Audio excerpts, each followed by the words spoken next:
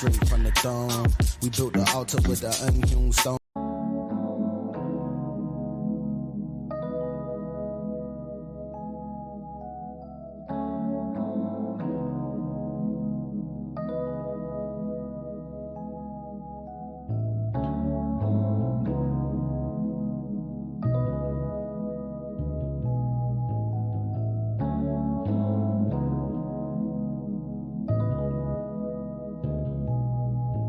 Me and my brothers, they gon' roll for me. They oppose me. They get souls for me. Me and my brothers, they gon' roll for me. They oppose me. They get souls for me. Me and my brothers, they gon' roll for me. They oppose me. They get souls for me. Me and my brothers, they gon' roll for me. They oppose me. They get souls for me. Me and my brothers. Saturdays, we be out teaching on corners. We be out speaking to corners, hoping to bring a few fish to the Adawan. We be out teaching in Babylon. A lot of these niggas can't phase us. A lot of these brothers we speaking to wanna bring kingdom to white nations. And we just want reparations. And we just wanna see Esau in chains. Half of you niggas saw Django in chain. Half of you niggas saw Toya a slave. Still wanna say the oppressor. This is a cut, keep it a buck. None of my brothers is keeping it shut. Open the book and we bringing them cuts. Every baby we bringing them up. Elevation, we teaching them what? The Bible is prophecy, look in the book. The Bible is prophecy, look in the book. We've been looking at pages. Now we can see that it's talking to me. Now we can see that it's talking to we. Posted up, deep, bringing water for free. My brothers, they gon' roll for me. They oppose me. They get souls for me. Me and my brothers, they gon' roll for me. They oppose me. They get souls for me. Me and my brothers, they gon' roll for me. They oppose me. They get souls for me.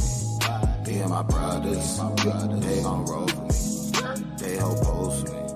They get souls for me. Me and my brothers. Saturdays, we be out teaching them corners. We be out teaching the corners, teaching them put something through on your borders. Saturday, we be out teaching them corners. We be out teaching them through on your borders. Saturday, we be out teaching the corners. We be out teaching the corners, teaching them put something through on their borders. Saturday, we be out teaching them corners. We be out teaching the corners, teaching them put something through on their borders. Saturday, we be out teaching them corners.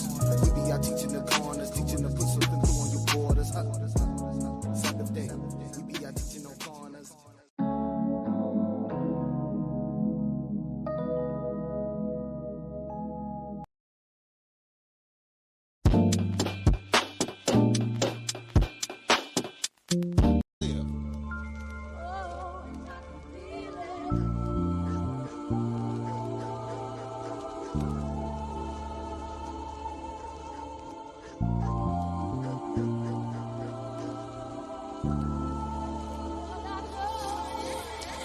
Jerusalem, you the one, say lie like Judah, son. Pray I bring the truth to some, speed fast in a coupe or some. Bring the last to the pinnacle roof, yeah, the letter I spit, the letter I write. Use the force like a Jedi Knight, Air Force like red eye white. Scatter force, I bet I might. Speed off, see you swerve down the street lost. Heart beats off, never know if this life could be lost. Might tee off, make it run like Chuck Carry dog. Run, nigga, run. Young niggas at the bottom like we gain the ones. Young niggas at the bottom like we gain the ones. Like we gain the ones. Young niggas at the bottom like we gain the ones. Like we gain the ones. Young niggas at the bottom, gotta leave fast like Sodom. Gotta creep fast, hit the street sad. The day be bad till they taught them. Now we be fast, so they keep fast. To pray we fast, for we call them. Yup, seats hang like fruit. My eye keys we gang like Bruce. My eye keys we hang like noose. From a city I claim rights to. From a city I claim rights to. Will I make it through the gate? Pray I do. Famous last words, forgive me too. All of my fam, I pray they do. Gotta repent or we can't get through. Gotta repent or we can't get through. No, I'm from a city in the Middle East, best city in the whole wide, wide world. Say, I'm from a city in the Middle East, best city in the whole wide, wide world. Say, I'm from a city in the Middle East, best city in the whole wide, wide world. Say, city in the whole wide world. Say, city in the whole wide world. Say, I'm from a city in the Middle East, best city in the whole wide, wide world. I'm from a city in the Middle East, best city in the whole wide, wide world. I'm from a city in the Middle East, best city in the whole wide, wide world. Say, city in the whole wide world. Say, city in the whole wide world.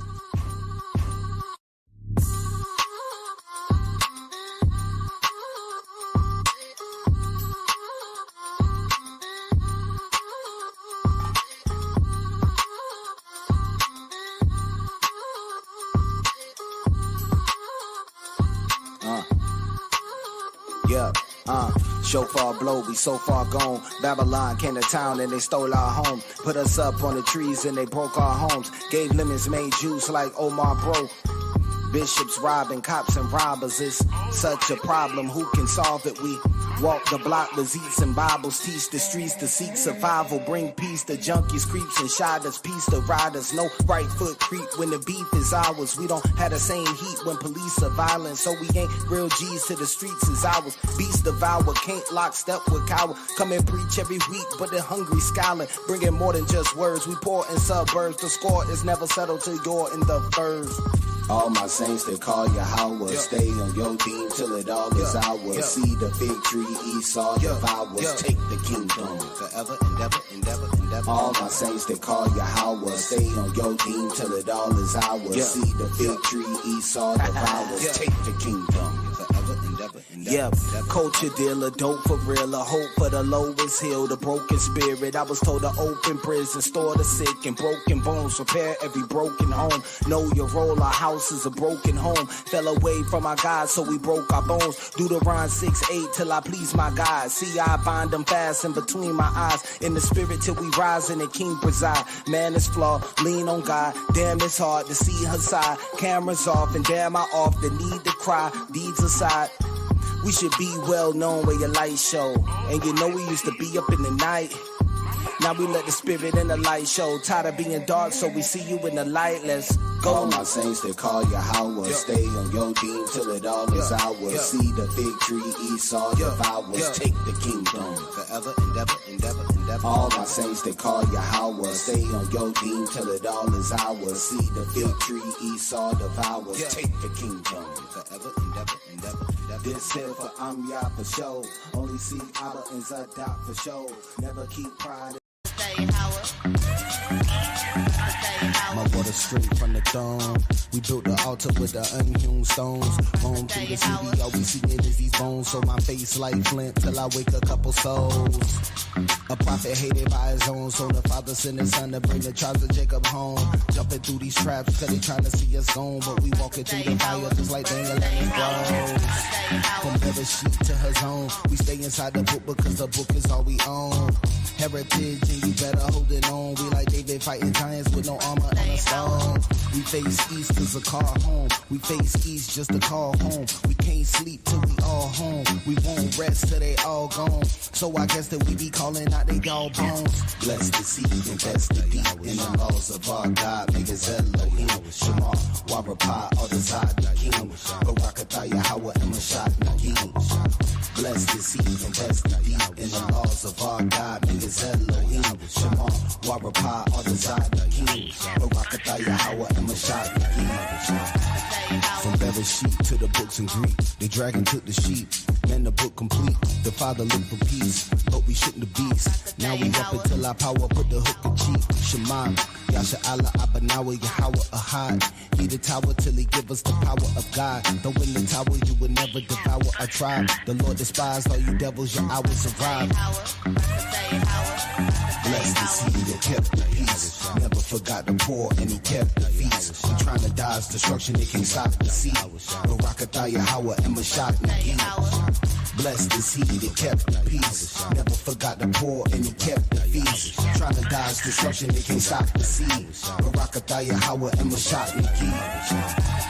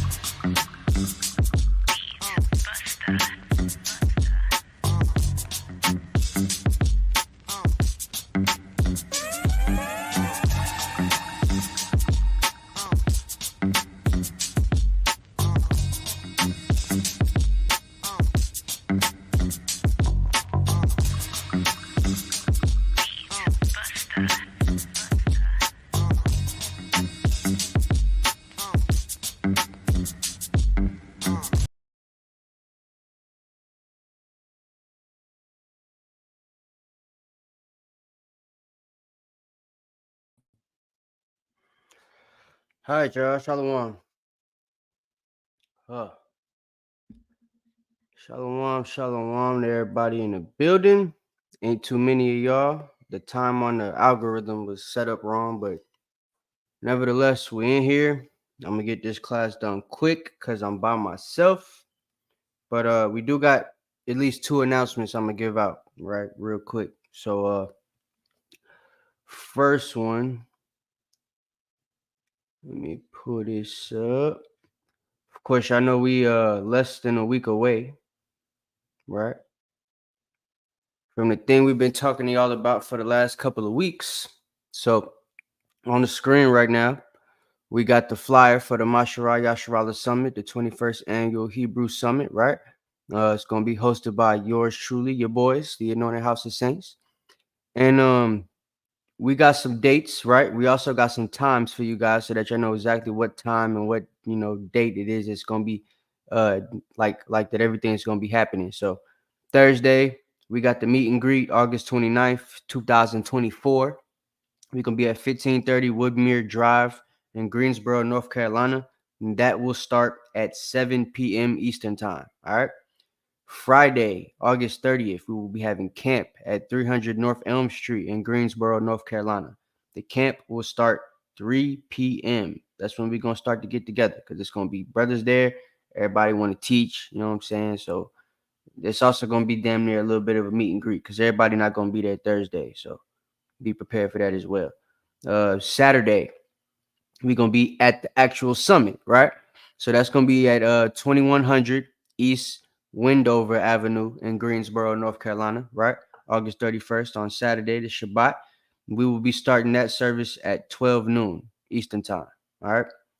And Sunday, we got the Holy Cookout at 5920 Hagenstone Park Road, Pleasant Garden, North Carolina, right? Shelter number 5. And that's going to be September 1st, right? One of the best months on the planet because yours truly was born in it. But yeah, that's going to be September 1st, and that will also start 12 noon. All right. So that's the times. You see the dates and you see the addresses. If you ain't got your ticket yet, you need to go do that. Right. You could get them on Everbright, mashrayashrala.com. We also got some information on the website for us too, right? But you're gonna purchase your tickets on Everbright. If you need the link, contact us. If you want to be a vendor, I think we got all the tables picked up already. But if I'm mistaken and it ain't the case, you can hit up Elder Zaquan to inquire, find out what's going on. If you're gonna pull up, you might be able to sell some stuff too. So there's his number right there: 984-365-6637. All right. So that's that. Second announcement I want to make. I'm in pain.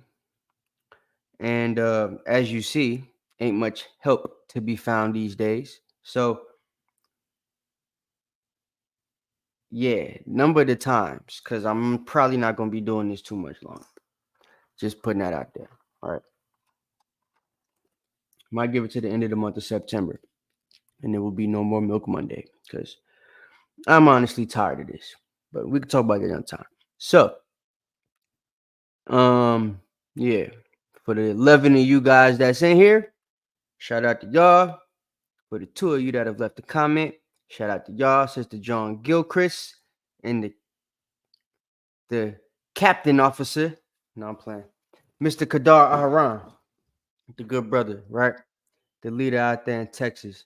And if y'all brothers is in Texas, because I know he's building this camp, he just took a brother that's gonna be prospecting with us today and put him in the chat. So if y'all in Texas, man, y'all want to congregate with us, pull up, go to camp with the brother, and get into that prospect phase that we got coming up after the summit. We're gonna be changing and revamping the whole thing. So, yeah, just take heed of that. All right. So, without further ado, we're gonna go ahead and get into this lesson. It is the continuation of the Assyrian captivity class. Hold on just a second. I'm trying to pull this up. Let me also put this link in the chat for anybody that might wanna Bow.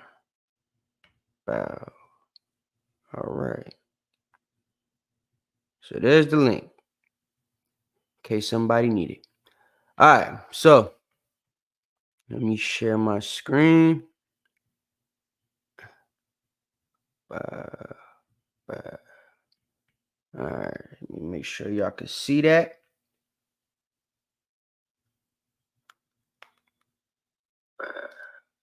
Ooh, okay, cool. Bet. All right. So we're gonna get right into it. Last time I was here 2 weeks ago, right? And I appreciate everybody before I get started for anybody that hit me up, wish me well. You know what I'm saying? Left a message on Facebook or called my phone or whatever it might be, right? The water to y'all. All right. Sorry if I ain't hit some of y'all back. Cause like I said, I got pulmonary contusion, so it hurts to talk right now, which is kind of messed up that I'm here by myself, but it is what it is. So yeah, last 2 weeks ago we went over the Assyrian captivity. I taught you guys about Mesopotamia, right? Where Abraham come from, the origin of the Chaldees, which we come from, the Chaldean nation, right? That's where Abraham is from, the Chaldees. So we basically gave you guys the history of that, how Nimrod ended up, taking the land of Shinar and it turned into Akkad and all that other stuff, right? And the kings that come out of Mesopotamia we spoke about, right? Went over the little map, show you guys the lands of Japhet, Ham, and Shem. We go through Mesopotamia, taught you guys about the Sumerians and the Akkadians, right? And the different kings of the Akkadian and Babylonian empires that come from the Chaldeans that were known for wearing fringes, right? Because that's something that Abraham's ancestors wore. The kings of the world, right? Before his chosen line, they wore fringes. And the Most High had it ordained that his people, as the new kings of the planet, the ordained nation of kings and priests, they would eternally have to wear these fringes that signify the royal line, right, in their garment throughout their generations. This is why every single flag on the planet Earth, when it's in its, glorified state, whether it's at a courthouse, whether it's at their embassy, whatever, you always see the flag with the fringes and the tassels on it, right? That's because that's to signify the royalty that's supposed to come from that nation or be aligned with that nation based on their flag and whoever their king is or ruler, president, prime minister, whatever. They always put the fringes though, because they know that the rulers of the earth are supposed to wear those and it's supposed to go around their flag, supposed to be on the border of their garment.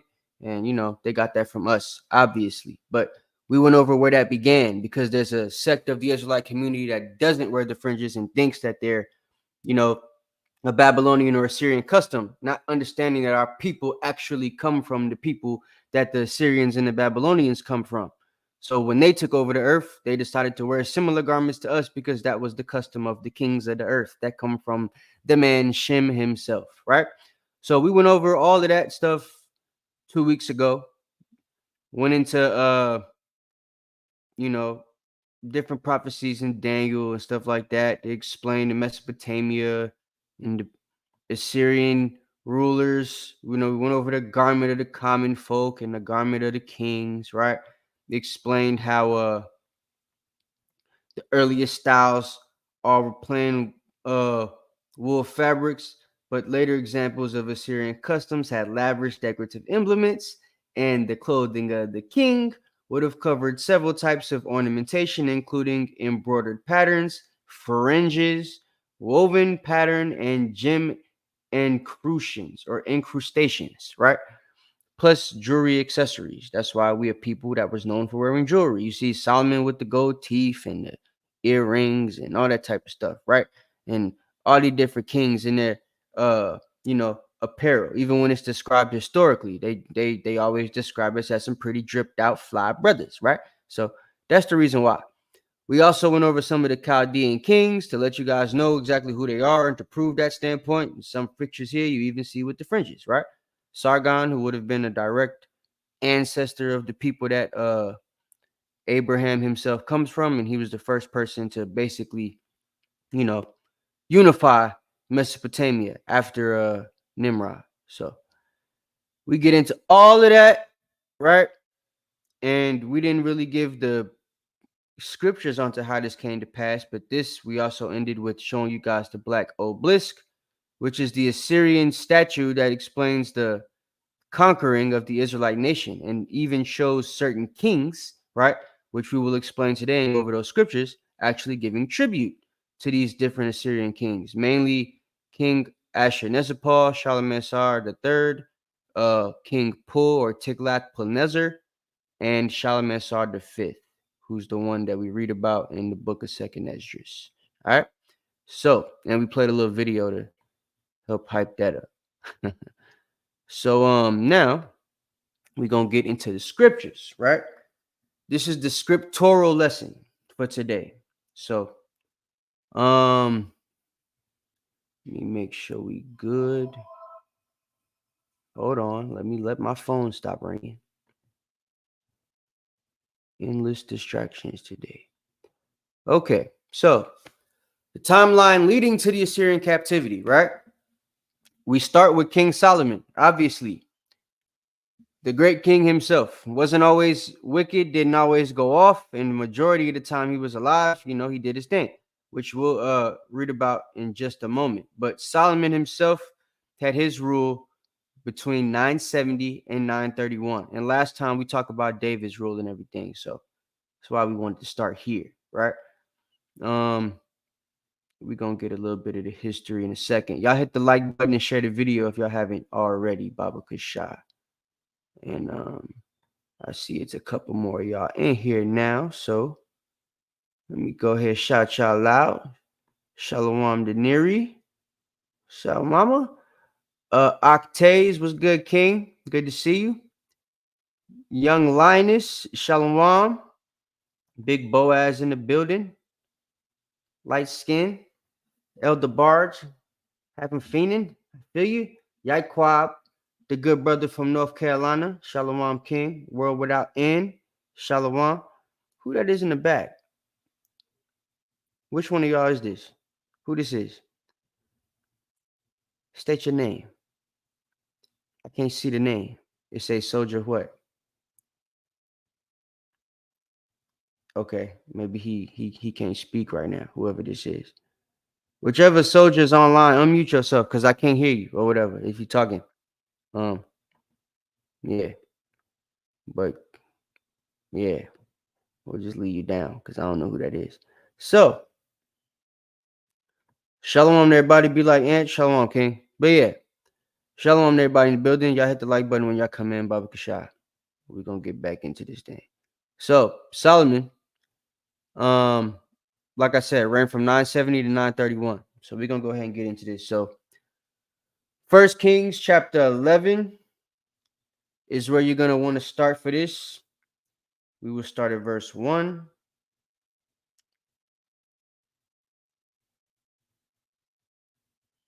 I'm gonna ask one more time who this brother is right here, the AHOS North Carolina soldier. Who is this?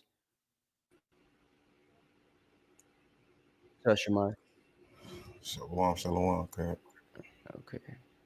You know who that is right there? Who that supposed to be? No, I don't. Okay. So we're gonna just let them go then. Because I don't know why you came on here and you ain't on here. Makes no sense. All right. Chaz, is that you? Okay, maybe he not ready yet. All right. So, Shemai, can you give me First Kings 11? Don't come on here, y'all, if y'all not ready to go. Baba Kashah. I asked for help, but don't click the link if you ain't ready to click the link, because you wasting more time. 11. Shalom, everybody hopping in the building. All right. First Kings 11. You got that? The 1 through 13. Yeah. If you could read that for me. Read it smooth. Read well. Go ahead, because they gotta understand this. The book of First Kings, chapter 11, starting from the top. But King Solomon loved many strange women, together with the daughter of Pharaoh, women of Moabites, Ammonites, Edomites, Zionites, and Hittites. Slow down a little bit because you're reading too fast. Okay, I want you to get all them names right. women of the Moabites, the Ammonites, the Edomites, Zidonian, the Zidonians, and the Hittites. Go ahead. Of the nations concerning which the Lord said unto the children of Israel, ye should not go into them, neither shall they come in unto you, for surely they would turn away your heart after their gods. Solomon clave unto these in love. Keep going. And he had 700 wives, princesses, and 300 concubines, and his wives turned away his heart. So you see, this is the beginning of the end right here, right? His wives turned away his heart. That's something a lot of y'all brothers that want the multiple wives got to worry about too, right? Some of y'all wives, even though they're not heathen, like ethnically, right? Their nationality isn't heathen, their heart and their mind is. So they be turning y'all away from the truth. Y'all get into the truth and y'all go chasing the girl, you lead a camp, you know what I'm saying? Leave all that stuff alone because you're chasing the poom poom and the boom boom. And it's a whole lot of that out there. So Solomon was somebody who didn't have to chase it. It came to him, right? And so much of it came his way that, well, they turned his heart. He fell victim to it, right? So that's a lesson for y'all brothers that want to multiply your wives. You got to make sure you're strong enough and wise enough to be able to do it. And not many of y'all are wiser than Solomon. Actually, probably none of y'all are. But go ahead. Verse 4. For it came to pass, when Solomon was old, that his wives turned away his heart after other gods, and his heart was not perfect with the Lord his God, as was the heart of David his father. Mm-hmm.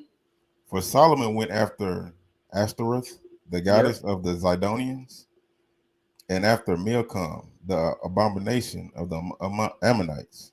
And this is something to keep in mind as well, right? Because so Ashtoreth is something that we're gonna see when we get to reading about Ahab, right? And these other gods. There's a term that the scholars have called Yahwist, right? Where Ahab and a couple of other kings were using certain gods of the heathen, right, to make Israelites worship them, right? And it kind of started during the time of Solomon with his wives, right? A lot of our people didn't even know who these gods were in full. They might have heard of them or whatever, but they'd never seen anybody worship them or none of that stuff until Solomon made temples for his wives to be able to worship these gods, right? So that type of stuff will pique people's, curiosity. You know how Israel is and stuff. So don't know what's going on with the brother stuff. Chaz, is that you? Can you say something? All right, his stuff ain't working. So, um, keep going. Verse 6. And Solomon did evil in the sight of the Lord, and went not fully after the Lord, as did David his father.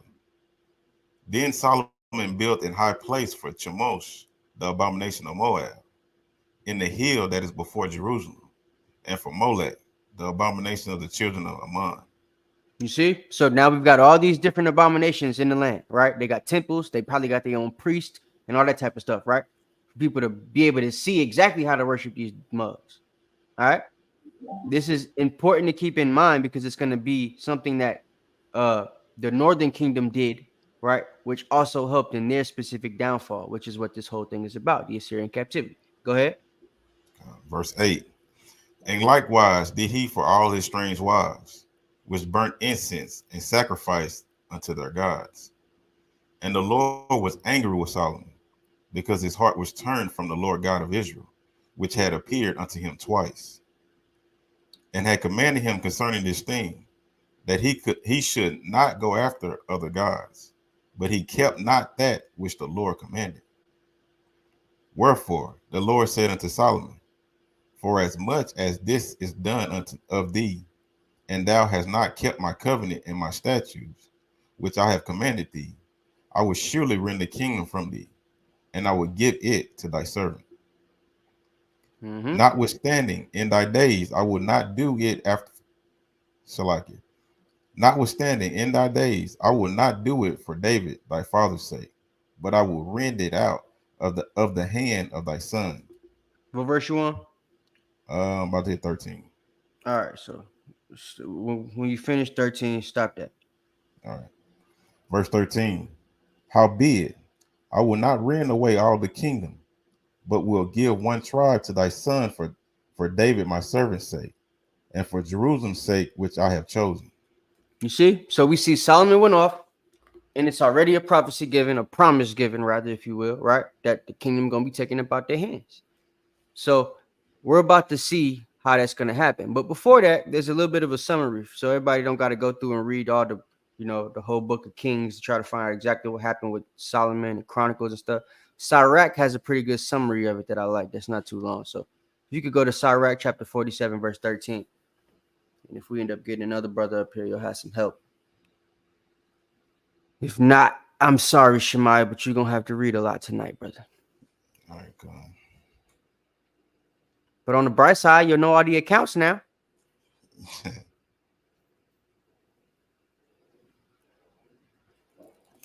So, yeah, Sirach 47, 13 to 25 has a pretty good summary. And I'm going to help you out with some of this, too. I'm not going to make you read everything. Oh, you want me to go to Sirach? Yeah. Oh, okay. Oh, well, actually, I'll read Sirach so you can stay in Kings. Go to 1 Kings 11 and 26. Just hold that. I'll go ahead and read Sirach. So, the book of Sirach, chapter 47, verse 13. All right.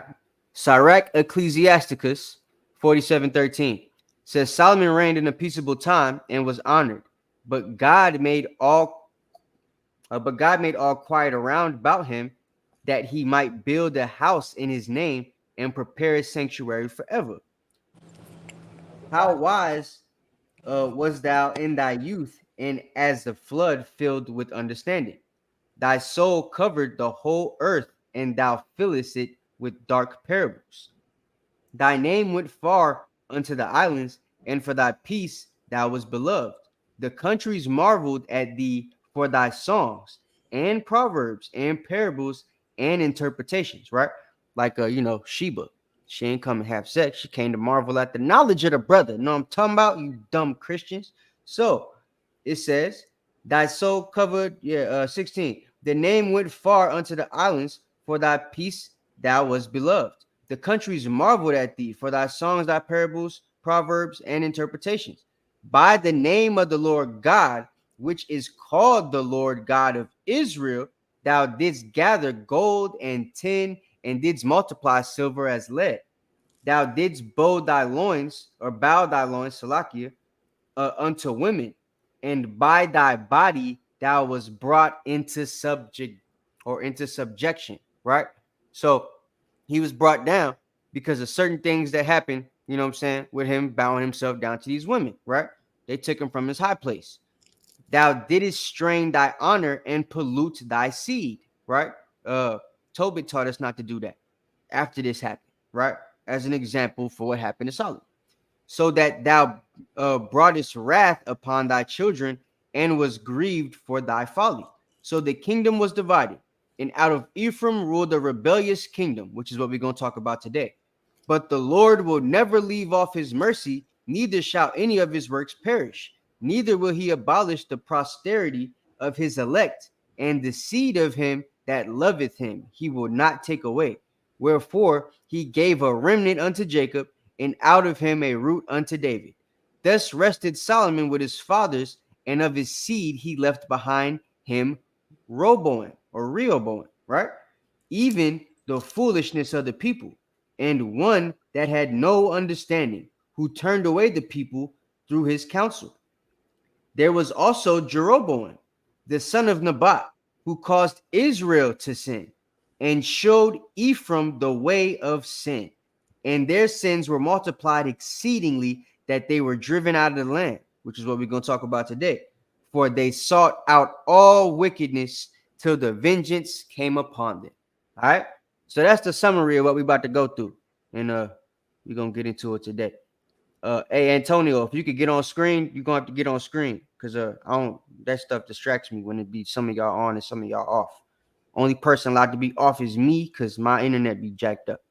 So if you're busy, I'm gonna drop you down, and then when you get back on the screen, I'll put you back on. Okay, bet. Okay, well, yeah. If you're busy, be busy, whatever, and I'll put you back on when you're ready. All I right. was looking for a notebook to take notes real quick. Oh no, you straight. That's what I'm saying. If you need to look for it, go ahead, look for it. You can get off screen, and then when you come back, I'll put you back on when you can show your camera again. Come. All right. So, okay. So yeah, that's the summary. Sirach chapter 47. All right. So we got the reign of Jeroboam. That's what we're gonna talk about now. So you got that first Kings up, all right? Shemaiah. Con. All right. And Chaz, you could Con. go ahead and give me first Kings 12:1. So he don't have to jump back and forth. We could go God. ahead and get into that because it's a lot of reading and we already 36 minutes in, and I don't want to be here for 3 hours. So, all right, go ahead. Can you read that? First Kings 11:26-28. It's the book of First Kings, chapter 11, verse 26. And Jeroboam, the son of Nebat, and Ephraimite of Zerida, Solomon's servant, Zerah, a widow woman, even he lifted up his hands against the king. And this was the cause that he lifted up his hand against the king. Solomon built Millo and repaired the breaches of the city of David, his father. And the man Jeroboam was a mighty man of valor. And Solomon, seeing the young man that he was industrious, he made him ruler over all the charge of the house of Joseph. Keep going. Oh, okay. Well, that's it. That's all I want. Yeah, that was 28. So, yeah. So, this you see, right? This brother here, he's been made ruler over the whole charge of the tribe of Joseph, right? So, all the tribes that Joseph is running, right? Anybody within Joseph's camp, this guy's running it, right? At this time, Ephraim is a leader of the northern kingdom, but he's really only running people within his area, if that makes sense, right? There's leaders of all the lands in their respective areas and stuff like that, and he's the one ruling for Ephraim, all right, or for Joseph rather. So both of them. Go ahead. Keep going. Uh, Chaziah is supposed to have First Kings chapter 12, verse 1. You're gonna read the verse 6. It's the book And of Shema, you go ahead and jump to Second Chronicles 11. You see what's on the screen. Just whatever you're not getting, get what's next. Go ahead. God. It's the book of 1 Kings chapter 12 from the top. And Rehoboam went to Shechem, for all Israel will come to Shechem to make him king. And it came to pass when Jeroboam the son of Nebat, who was yet in Egypt, heard of it, for he was fled from the presence of King Solomon, and Jeroboam dwelt in Egypt, that they sent and called him. And Jeroboam and all the congregation of Israel came and spake unto Rehoboam, saying, Thy father made our yoke grievous. Now therefore make thou the grievous service of thy father and his heavy yoke, which he put upon us, lighter, and we will serve thee. So look, Jeroboam, being who he is, right, leader of his people, he take them down there to the southern kingdom to go talk to the king, right? Because they start feeling like, the southern kingdom making them do too much work or whatever it is, right? You know how niggas is. They always, we lazy. So they go down to Rehoboam to try to make it seem like, brothers is they getting too much of a workload, basically, right? So, and before I continue, I want to give a shout out to the servants. We got a unity camp going on with them after the summit, I believe on the 7th, September 7th. So anybody that's going to be in Augusta and Atlanta, y'all pull up for that. It's supposed to be us, the Light of Zion, and Sakari with the service. So shout out to the brothers, Chief Ephraim, Eli, Sapar, all them brothers over there. Shout out to y'all. All right. We got a lot of y'all on the stage now. All praises. I don't know where y'all be at every other Monday, but nice to see y'all though. Shalom. You know what I'm saying? But all right. So yeah, that's what's going on here, right? The people of the Northern Kingdom get upset. They feel like they got too much work going on, right? They're getting too much of a workload, so they go down with Jeroboam to go ask Rehoboam to lighten up the workload, right? Rio being the son of the king, you know what I'm saying? He got a little bit of a arrogancy to himself. He the son of the king. He the royalty, right? He got everything he want, and he demands a certain amount of respect, right? So he feels disrespected when this group of people come up to him asking for easier work. You're like, I just got the throne. Y'all asking for lighter workload because of something my daddy did. So watch how he responds to this situation. Did you already get to verse 6? No, sir. I'm on verse 5 actually. All right, word. Read to verse 6 and then go ahead and jump to verse 12. Verse 5, 1 Kings 12 and 5, and it reads, and he said unto them, depart yet for 3 days, then come again to me. And the people departed. And King Rehoboam consulted with the old men, and stood before Solomon his father while he yet lived, and said, how do ye advise that I may answer this people? Verse 12. So he went and got, a little bit of advisement, right? Mhm. Nah. He didn't really take heed to what the advisor said, because watch what he about to do next. Go ahead. Verse Yeah. 12. Okay. So Jeroboam and all the people came to Rehoboam the 3rd day, as the king had appointed, saying, come to me again the 3rd day. And the king answered the people roughly, and forsook the old men's counsel that they gave him, and spake to them after the counsel of the young men, saying, my father made your yoke heavy, and I will add to your yoke. My father also chastened you with whips, but I will chasten you with scorpions. Mm-hmm. Wherefore the king hearkened not unto the people, for the cause was from the Lord, that he might perform his saying, which the Lord spake by Ahiah the Sholonite, unto Jeroboam the son of Nebat. Keep going. You're going to read to verse 33. Keep going. Verse 16. So when all Israel saw that the king hearkened not unto them, the people answered the king, saying, what portion have we in David? So look, because of what he said to them, they got upset and basically said, so what we have to do with y'all, right? That's what's happened up to this point. Go ahead. Neither we have inheritance in the son of Jesse. To your tents, O Israel. Now see to thine own house, David. So Israel departed unto their tents. But as far as the children of Israel which dwelt in the cities of Judah, Rehoboam reigned over them. Then King Rehoboam sent Adoram, who was over the tribute, and all Israel stoned him with stones, that he died. Therefore, King Rehoboam made speed to get him up to his chariot to flee Jerusalem. So Rehoboam goes and sends his, treasurer basically, right, to go collect some money, get their tax money and stuff like that, right? Make sure they still serving the king, and they stoned him, they killed him, right? Right. So he's like, oh damn, all right, y'all serious about this split? So he hopped up on his horse and got the heck up out of there, right? Go ahead. Verse 19. So Israel rebelled against the house of David unto this day. And it came to pass, when all Israel heard that Jeroboam was come again, that they sent and called him unto the congregation, and made him king over all Israel. That was none that followed the house of David, but the tribe of Judah only. All right. So, and this also has to do with the hatred between the southern and northern kingdoms, right? This is really where it begins. Right. And you're gonna see that even within this, right? After this happens, the hatred gets so deep that certain kings, of Israel are gonna be fighting with certain kings of Judah the whole time their reign is going on, right? So while we in the land with each other before the Most High removes us from the land, there's certain instances where we got both kings of the northern kingdom and the southern kingdom actually fighting each other, sometimes taking the sides of heathen, which we're going to read about right today in this class. So that's all something that you need to think about, because when the Most High spoke in Zechariah 11:14, and he spoke about breaking the brotherhood, right? He literally did that, and we're going to see a couple of instances about that today. It's also going to explain and give a little insight to y'all on why it's so difficult for us to bring the northern kingdom and southern kingdom together, even at camp and stuff like that, certain times these days, right? Because there's still a little bit of these old spirits on the earth right now.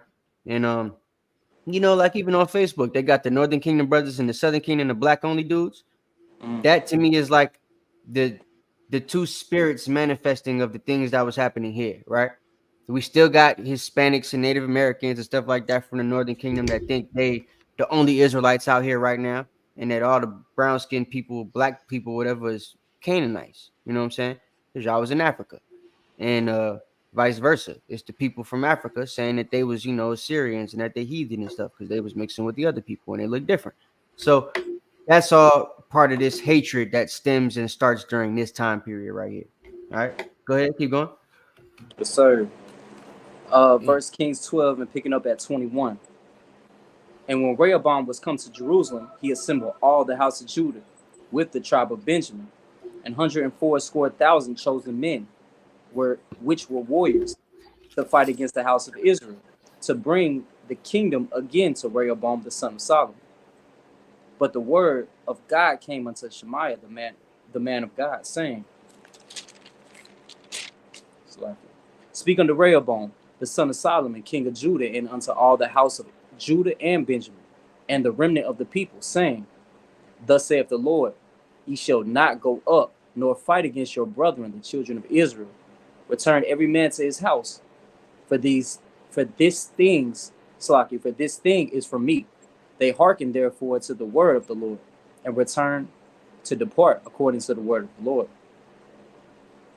Then Jeroboam built Shechem in Mount Ephraim, and dwelt therein, and went out from thence, and built Penuel. Yeah, And Penuel. Jeroboam, say it again, Cap. Penuel. Go ahead. Penuel. And Jeroboam said in his heart, Now shall the kingdom return to the house of David, if this people go up to do sacrifice in the house of the Lord at Jerusalem. Then shall the heart of this people turn again to their Lord, even unto Rehoboam king of Judah, and they shall kill me, and go again to Rehoboam the king of Judah. All right. So now with certain things happening, right, with Jeroboam and everything. And both of them are kind of realizing how their kingdom is split, what type of situations they're in, right, as a nation. So that's what we're getting into now. And as the end of these two people rule starts to dwindle, right, we're going to see Jeroboam is going to basically set the standard for the wickedness of Israel, right? So it's going to be a pattern you're going to see. The Most High is going to make it known that every Israelite king after Jeroboam is going to do the wickedness of Jeroboam and teach Israel to sin. That's going to be a common phrase that you're going to see throughout the teaching of this class, because the wickedness that Jeroboam started is basically the thing that allowed us to keep going off until we were put into captivity by the Assyrians, right? But it's something also just to make note he saw happening with Solomon, right? And basically took that and ran with it and made it worse than what it was. So he's taking notes from the house of David, even though he's not trying to deal with them anymore. Go ahead, keep going. Verse 28. Whereupon the king took counsel, and made 2 calves of gold, and said unto them, It is too much for you to go up to Jerusalem. Behold thy gods, O Israel, which brought thee up out of the land of Egypt. So this is something that I want to talk about, because these calves here, right? There's no scholars that say particularly that this calf here had the name Yahweh on it, but they say that this calf, right, or these golden calves that were created, they stayed idols throughout the time, all the way until Ahab became king, right? Ahab, who married Jezebel, and Ahab had the name Yahweh written on one of the calves, right, to make it the Most High, which gave more right to this being the God that brought you out of the land of Egypt. And he married that golden calf with some other deities from the other heathen, some of which we spoke about while Solomon was king, because they're the same gods from the women that he was bringing into Israel, right, and building temples for. So all of that is important to remember, because you're going to kind of get a more in-depth look on who the gods were that we were idolizing and all that type of stuff as well, right? So if y'all ain't put that in your notes, put that in your notes. Go ahead and read down to 33. Read from where you at to 33 now. Verse 29. And he set the one, in Bethel, and the other put he in Dan. And this thing became a sin, for the people went to worship before the one, even unto Dan.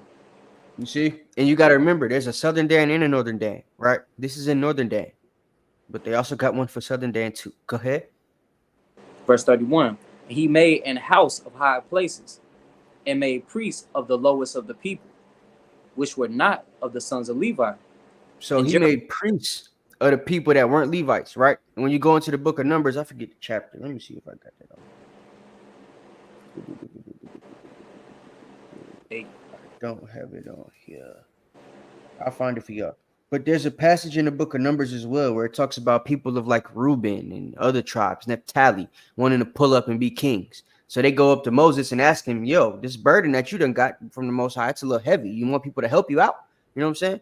And Moses already know, no, this is supposed to be this is a place for just my people. This is an office just for the Levites. None of y'all could partake in it, right? So he basically let them know that, and people was jealous. This is like a carryover of that. From the time of Moses, it's been certain tribes, certain Northern Kingdom brothers, stuff like that, that always wanted to take part in giving the law, but couldn't, right? Me personally, I think Gad was in that position along with Reuben, which is why Gad took the position of being the lawgiver for himself when they got to the Americas, right? But conversation for another time. So, keep going. Verse 32. And Jeroboam ordained a feast in the 8th month on the 15th day of the month, like unto the feast that is in Judah, and he offered upon the altar. So did he in Bethel, sacrificing unto the calves that he had made, and he had placed in Bethel the priests of the high places, which he had made. Mm-hmm. You see, so he placed his own priests. Yeah, that's it. He placed his own priests in the high places that he made, right? And he kicked all the Levites out of the land, which were, righteously and rightly administering the law of the Most High. So he kicked out the people that are connected to the Most High to know exactly what to do, that was taught what to do from Moses and Aaron. He kicked them out the land, right? And brought up some people that have nothing to do with the office, don't know what it's like, ain't been around while the stuff was going on because it's not their office. So they just making up stuff now in the temples, right? With these idols, the golden calves and Ashtaroths and the Utus and all these different things that we're going to talk about in a second. All right. So now we at the timeline leading into the Assyrian captivity. We got the wicked kings, right? So we have Solomon, we talked about. Jeroboam, we talked about, right?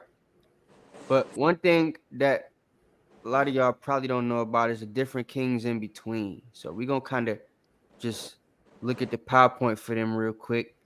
We're not going to read nothing about none of these guys. We're actually not going to read again until we get to Ahab. So let me actually pull them scriptures up so y'all brothers are ready for those. So let me see who I want to read this.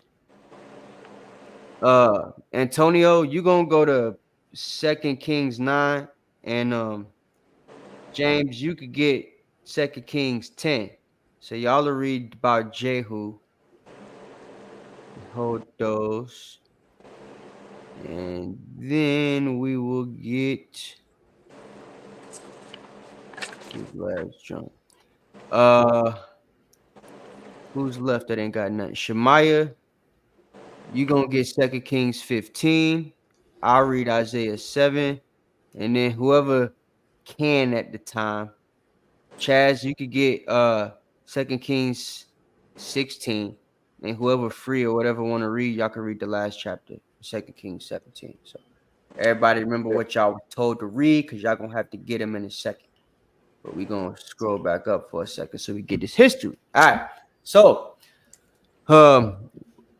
one of the kings, right, after Jeroboam, his sons and stuff like that get the lead. So we got Nadab, right, named after one of the good brothers in the camp.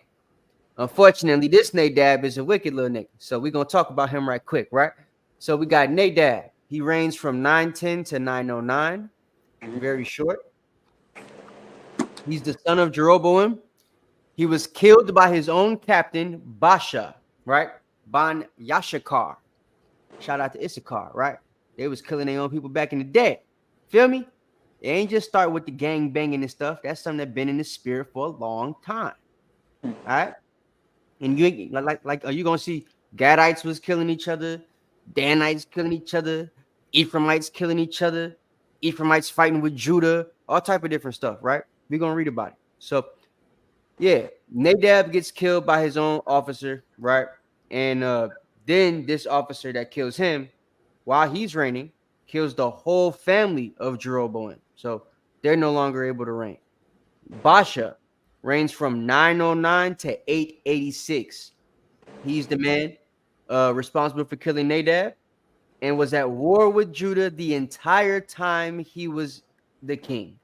Whole time he was in office, he's in a war, right? Like what we see here in America.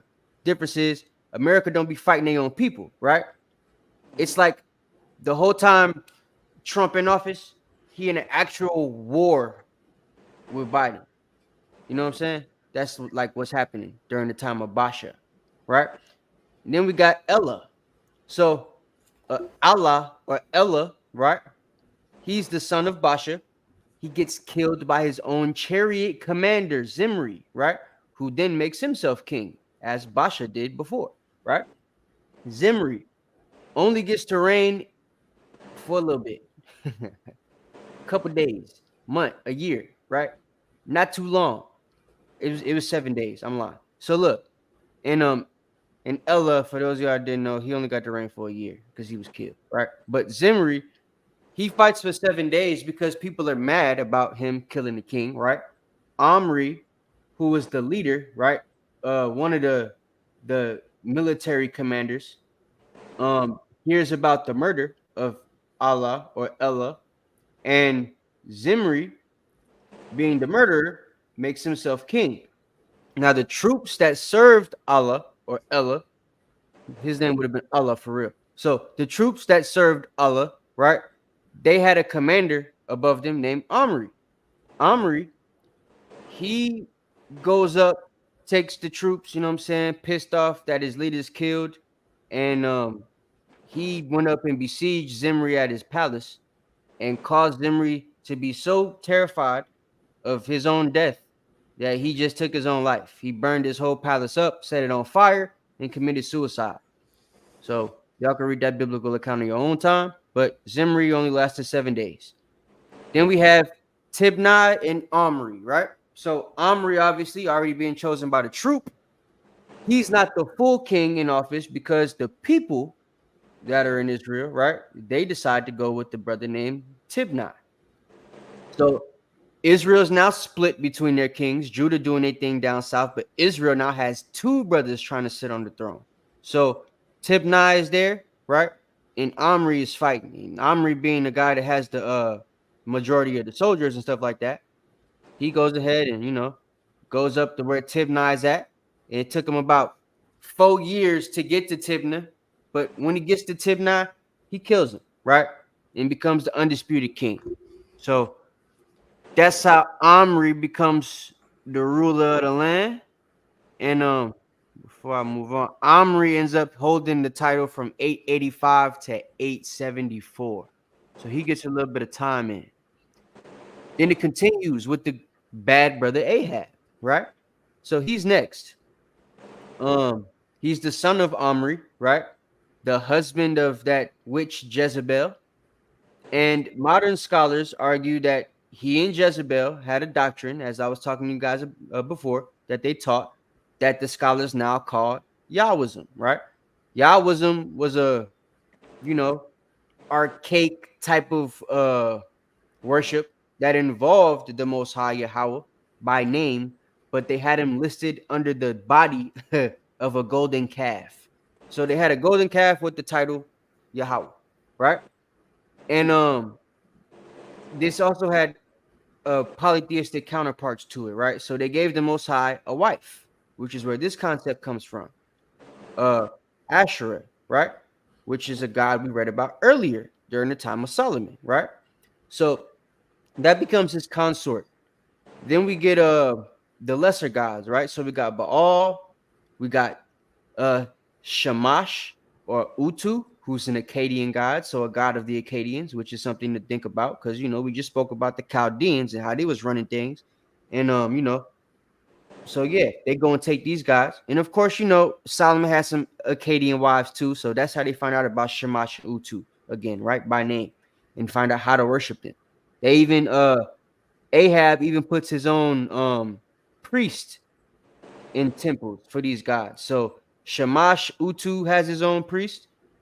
Yark, the Amorite god, has his own priest. And Mot, the god of the Phoenicians, has their own priest. And of course, we have Ishtar for the fertility. Can't forget her, right? Easter bunny and stuff. So they're worshiping Ishtar as well during the time of Ahab. and his wicked reign goes from 874 to 853, right? Now we have his son, oldest kid, Ahaziah. He's the son of Ahab and Jezebel. He ends up falling off a balcony with his clumsy behind and never recovers, dies in his bed. He rules from 853 to 852. And his little brother steps up, Jehoram. He rules from 852 to 842. And we're going to talk about him in the Bible once the brothers get to reading in a minute, because his story to me is hilarious. He actually goes to war with the king of Judah to fight. So he kind of tries to band everything together, but because he's from the line of Ahab, the Most High brings up Jehu, which most of you guys should recognize that brother by name. He's the guy in the black obelisk giving the tribute to Shalmaneser, right? So Jehoram gets shot in the back, right? Or the chest, whatever. He gets shot in the face, basically, right in his, he's running away. He gets shot through the heart with an arrow, and then they throw him in a field to rot. So we're gonna actually read that account. But that's what Jehu does to this brother. Y'all see how wicked the Northern Kingdom is? So now y'all know why I am how I am, why I talk how I talk. These is my damn ancestors, nigga. Okay. So don't blame me, blame them. It is what it is. I think ain't nothing I could do about it. You know what I mean? But just to refresh y'all memory, Jake don't be looking up nothing. The black obelisk. This is the story of Jehu, right? There he is right there. So giving a lion to the damn king. So we're gonna explain how this happens, but yeah, it's crazy, man. How wicked Israel is. How wild we was during this time period. So I gotta put it back up. There it is. Alrighty. Why I keep doing that? There we go. All right. So yeah, that's Jehoram. And he dies, and his mama gets thrown out the window, which is Jezebel. Her body splatters all over the place, and the dogs eat her, and there's nothing left but her palms and her head, I think. Palms, feet, and head. They ate everything else. We're gonna read that account too. Pretty interesting. Then we have Jehu, right? The 10th king. So all of those kings go by. Then we got the 10th king, Jehu, right? He reigns from 841 to 814. So he's got a 28-year reign. He's known particularly for exterminating the entire house of Ahab, right? He gets to kill them all. We're going to read about how that happens too. But though he's got this righteous title and this, righteous job to destroy the man who brought a bunch of wickedness to Israel and allowed them to make the Most High a polytheistic God, right? He ends up going off too and shows himself to be a hypocrite in the sight of men, which is why the Most High takes him out. But due to his, job that he did it pretty well, taking out Ahab and his family. His kids get to reign. So he's known as the idol worshiper. He also worships the golden calves, particularly of Dan Bethel, from the Yahwist, right? And that becomes his god of choice. So he ends up getting killed. And in the midst of his reign, he's forced to serve Shalmaneser III. So we will get into that. But before we do, I want to go over these other kings. There's also going to be a Shalom from 752. He was a captain of the king Zechariah, who's one of the sons of Jehu, right? We got a whole line of Jehu's sons that get to reign until this brother Shalom comes on the scene and kills him, right? So Shalom kills the last son of Jehu, Zechariah, or grandson, whatever you want to call it. And yeah, he gets killed. He's a captain of his host, kills his king, and puts the crown on his own head, like the other ones did, right? He reigned for a little over a month before my favorite wicked king, the big Gadite himself, Menahem, pulls up on the scene. Menahem gets to rule from 752 to 742, and it's the one that basically loses everything for everybody. But nevertheless, Big Gag got the rule, and they did their damn thing wickedly, right? You damn knuckleheads. So yeah, Menahem, 752 to 742. Another captain of King Zechariah, right? Josephus actually named him the general, which would make sense, right? He's this brother might have been Hashar, right? You know what I'm saying? Like, the general. So he refused to follow Shalom and went with his host, took Samaria, and then killed the king, right? Then we got Pekahiah, who is the son of Menahem, the last ruler of the house of Gadai, or the Gadites. He gets killed by his officer Pekah, right? And Pekah helped further the destruction. So Menahem, he ends up being a tributary to Pul, Tiglath-Pileser, right? Pul comes through while Menahem's ruling, and Menahem basically kicks him to the side, throws him a bunch of change, you know what I'm saying? Throws him some money, makes him stay in his hills and stuff like that. Pekah dies after a little while. He doesn't get to rule very long, gets killed by his officer. His officer, Pekah, ends up destroying the whole tribute thing that Menahem has. And that's how the beginning of the deportation starts for the Northern Kingdom. And after Tiglath-Pileser's reign, we go all the way to Shalmaneser, who then furthers the deportation of the Israelites, right? And yeah, we'll get into all that history in a second. So now we're gonna read it. Now that y'all know about the kings and everything like that, and y'all got to see that. So without further ado, where we at? Right here. So y'all got that 2 Kings 9. That's what I wanted next. Word. Let's get it. It's the book of 2 Kings, chapter 9, starting at the top. And Elisha the prophet called one Hey, of the... hold on. Salaki. Did we read 2 Chronicles 11? Nah, I was holding that. Word. Yeah, read that first. My bad. Okay, nah. It's the book of 2 Chronicles, chapter 11, verse 13. And the priests and the Levites that were in all Israel resorted to him out of all their coasts. For the Levites left their suburbs and their possessions and came to Judah and Jerusalem. For Jeroboam and his sons had cast them off from executing the priest's office unto the Lord. And he ordained him priest for the high places and for the devils and for the calves which he had made. All right. I just wanted to give some more context to that. Pretext and context. All right. 2 Kings 9, 1 through 12, right? Now we're gonna talk about good old Jehu. So y'all gonna get to see how he comes on the scene, how he became the king he became, and the type of deeds he did while he was king, right? So pay attention, because Jehu got down. This brother was Blade before Blade existed. Go ahead. This is the book of 2 Kings, chapter 9, and verse 1. And Elisha the prophet called one of the children of the prophets, and said unto him, Gird up thy loins, and take this box of oil in thine hand, and go to Ramoth Gilead. And when thou comest thither... Wait, hold on a second. All right, hold on, my bad. I'm sorry. Is this dude Dominic still in here?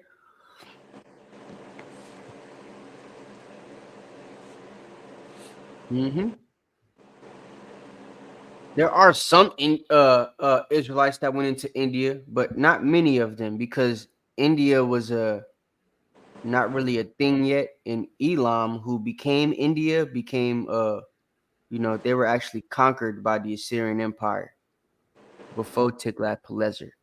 So they was working for the other side. It wouldn't make sense for a whole bunch of us to go to another enemy that's working for the people that got us in captivity right now. You know what I'm saying? So I don't know where you got your source from, brother, since you decided to put it in the chat so confidently. Like, go ahead. I continue to read. It's the book of 2 Kings, chapter 9, and verse 2. And when thou comest thither, look out there Jehu, the son of Jehoshaphat, the son of Nimshi, and go in, and make him arise up from among his brethren, and carry him to an inner chamber. Then take the box of oil, and pour it on his head, and say, Thus saith the Lord, I have anointed thee king over Israel. Then open the door and flee and tarry not. So the young man, even the young man, the prophet, went to Ramoth Gilead. And when he came, behold, the captains of the host were sitting. And he said, I have an errand to thee, O captain. And Jehu said, unto which of us all? And he said, to thee, O captain. So now we see, right? Prophet been given the word. He go and see the captains. He call out the captain. And the captain that answers is Jehu. He asks, yo, you talking to all of us or just me? And he says, I'm talking to you, man. Who you think I'm talking to? You the captain, right? So Jehu like, I bet. Go ahead. Verse 6. And he arose and went into the house.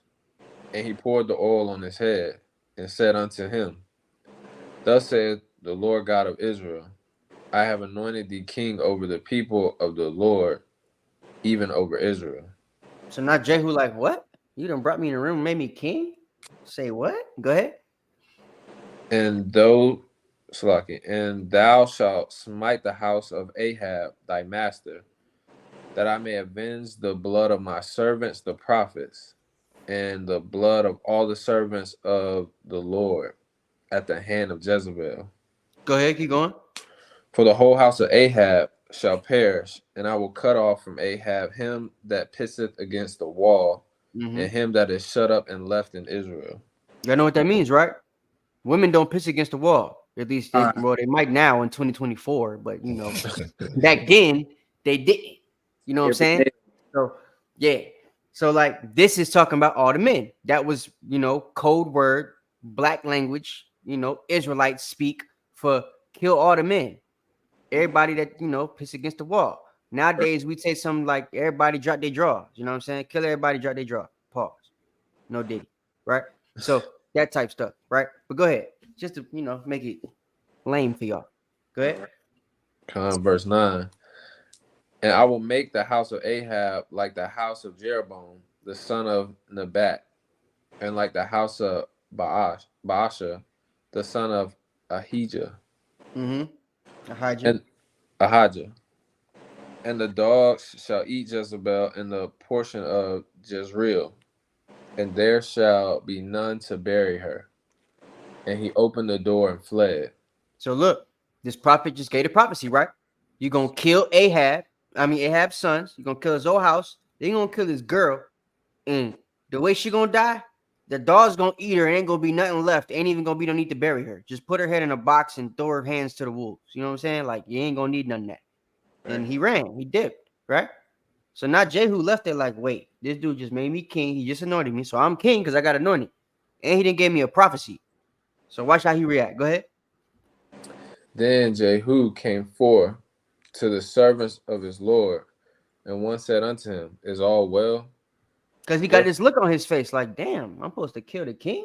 I mean, I just became the king, so I'm supposed to kill this dude who think he the king now? So they're like, yo, why you look like that? Go ahead. Is all well? Wherefore came this mad fellow to thee? And he said unto them, Ye know the man and his communication. He said, bruh, you know why that man came. You know what he came to do. You know who that is. Go ahead. And they said, It is false. Tell us now.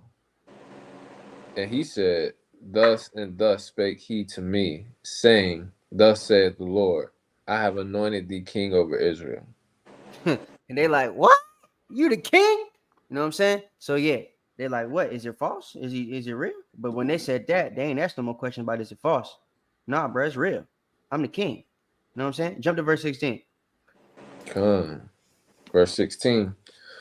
So Jehu rode in a chariot and went to Jezreel, for Joram lay there. And at now Joram is the brother we talked about, right? Hold on. Let me show y'all on the PowerPoint. Let me pull it back up. Joram is this brother, the king, right? Jehoram, right? The last son of Ahab, 852 to 842, right? We in 842 right now. Watch what's about to happen. Go ahead. This is I'm gonna just start 16 at the top again. Yeah, go ahead. So Jehu rode in a chariot and went to Jezreel, for Joram lay there, and Ahaziah, king of Judah, was come down to see Joram. And there stood a watchman on the tower in Jezreel, and he spied the company of Jehu as he came, and said, I see a company. And Joram said, take an horseman and send to meet them, and let him say, is it peace? All right, so you seen them old like Anglo-Saxon movies, them old Danish movies on Netflix and stuff like that, right? King Arthur and stuff. When that was us for real. So the reason the Anglo-Saxons built their castles and the Danes built their castles, Danites, you know what I'm saying? My possible people now. But the way they built their castles is so that there will be a perch at the top, right? Kind of like a balcony. It would have the wall kind of shielding it so that somebody would just be able to look over it to see who's coming, right? And it's a high enough perch to where you can see pretty far. So when you see anybody coming on a horse, you're supposed to alert everybody, let them know it's people coming, right? So they see a company of horsemen now. So this is him letting them know, right? The king, he letting the king know, Jehoram, that is people coming, right? These people are Jehu's people and Jehu himself. Go ahead. Verse 18. So there went one on horseback to meet him, and said, thus said the king, is it peace? So he's asking them, yo, what you here for? You here for peace? You want to go get some yayan? You know what I'm saying? I got the girls in the back. You know what I mean? Like what you chujo, you know what I'm saying? And Jehu ain't on that type of time. Go ahead. And Jehu said, what hast thou to do with peace? Nigga, what you know about peace? Peace? You know who your daddy is? Go ahead. Turn thee behind me. And the watchman told, saying, the messenger came to them, but he cometh not again. So he said, bro, you better get up out my face before I kill you. So the messenger go back and let him know what it is, right? It ain't peace. Go ahead. Then he sent out a second on horseback, which came to He's like, thee. man, nah, that's Jehu. It got to be peace. So, Jehoram, he trying to make sure. He go send somebody else out there. Go ahead. And said, Yeah, thus said the king. I'm going to be interrupting you. Y'all got to be able to keep y'all spot. I'm breaking it down. Go ahead. Is it peace? And Jehu answered, what hast thou to do with peace? Turn thee behind me. And the watchman told, saying, he came even unto them, and cometh not again. And the driving is like the driving of Jehu, the son of Nimshi, for he driveth fiercely. So he's saying, I know who this is because I could tell how he driving the chariot. You know what I'm saying? I could tell he riding that horse. Pause. Goodness gracious. I did not mean that. Yeah. I could tell he driving a chariot. That wasn't supposed to sound like that. No, did. So, yeah, that whole situation, it's like brothers driving a car. You know that one dude that drive real crazy and stuff like that? He be doing the burnouts every time he pull out the parking lot. Like, that's how Jehu drive his horse. So they like, yo, I know who this is. Look, it got to be Jehu. Look how he drive. Right? Some nigga stuff. Go ahead. And Joram said, make ready. And his chariot was made ready. He said, all right, well, hey, get ready, because apparently he ain't here for peace. So put your armor on. You're going to have to go out there and see what he want. Go ahead. And Joram, king of Israel, and Ahaziah, king of Judah, went out, each in his chariot. And they went out against Jehu, and met him in the portion of Naboth, the Jezreel. If I'm not mistaken, Jehoram and Ahaz are their uncle and nephew. So that's why they close, even though they're two different sides of the spectrum, Northern Kingdom and Southern Kingdom, right? They uncle and nephew, uncle few, right? his takeoff, this Quavo and takeoff. So they close. But watch what's about to happen. Go ahead. And it came, verse 22. And it came to pass when Joram saw Jehu that he said, is it peace, Jehu? And he answered, what peace? So long as the whoredoms... Peace. But there is no peace, right? You said, what peace? What you talk about? I'll give you a piece of this sword. Is that what you want? Huh? Because, Ahab family known for making everybody go off. You still the king, so that means everybody's still going off. Jehu's supposed to be here to make everything straight again. So he letting him know, like, yo, I'm here to kill you. What you mean peace? You didn't send two people out here that asked me if it was peace. I done told you no. You thought I was gonna say something different the third time? Go ahead. What peace? So long as the whoredoms of thy mother Jezebel and her witchcrafts are so many. As long as your mama alive, ain't gonna be no peace. Boy, that's an insult. That's crazy. That's fighting words to Jake right there. You know what I'm saying? That's the yo mama joke without the joke. He being serious. Go ahead. Verse 23. And Joram turned his hands and fled, and said to Ahaziah, there is treachery, O Ahaziah. And I gotta make it like this, sis. I gotta, I'm trying to let y'all know these is niggas talking. You feel me? I'm trying to make it, I'm trying to make it black enough for y'all. Go ahead. And Jehu drew a bow with his full strength. And so Jehu got mad and pulled out the blicky, right? Y'all seen the brothers. They be face to face. They could fight one-on-one, pull out the hands, fist the cuffs, right? But there's always that one nigga don't want to fight. He just like, screw this. He pulled a blicky out. Pow, pow, pow, pow, right? It's over with. He running away. So Jehu, that dude, he the dude that pull out the blicky. Go ahead. And Jehu drew a bow with his full strength and smote Jehoram between his arms. He pulled it with his full strength. He pulled that junk back like, y'all seen the Scorpion King? We spoke about it last week. I hope y'all went and saw it 2 weeks ago, right? It's a scene where the Rock pulls back the bow at Agamemnon, because Agamemnon known for catching arrows and stuff, right? Like I know Bruce Leroy, known for catching bullets with his teeth, right? Huh? Agamemnon was known for catching arrows with his hands. And it was one arrow he couldn't catch, right? So the Rock, as Sargon the Great, right? Ancestor of Abraham the Great, our ancestor, right? He shoot the arrow and he pulled it back with his full strength for the first time and shot it so fast, Agamemnon couldn't catch it. He died and flew off the damn palace, right? The very top of it into the fire, dies, right? That's how the myth go. So this is like the real version of that. He killed a king. He shot him in the back though, because you're gonna see homeboy was running away. He hopped on the horse and dipped. He gets shot in the back. Go ahead. And the arrow went out at his heart, and he sunk down in his chariot. See that? So he riding the horse.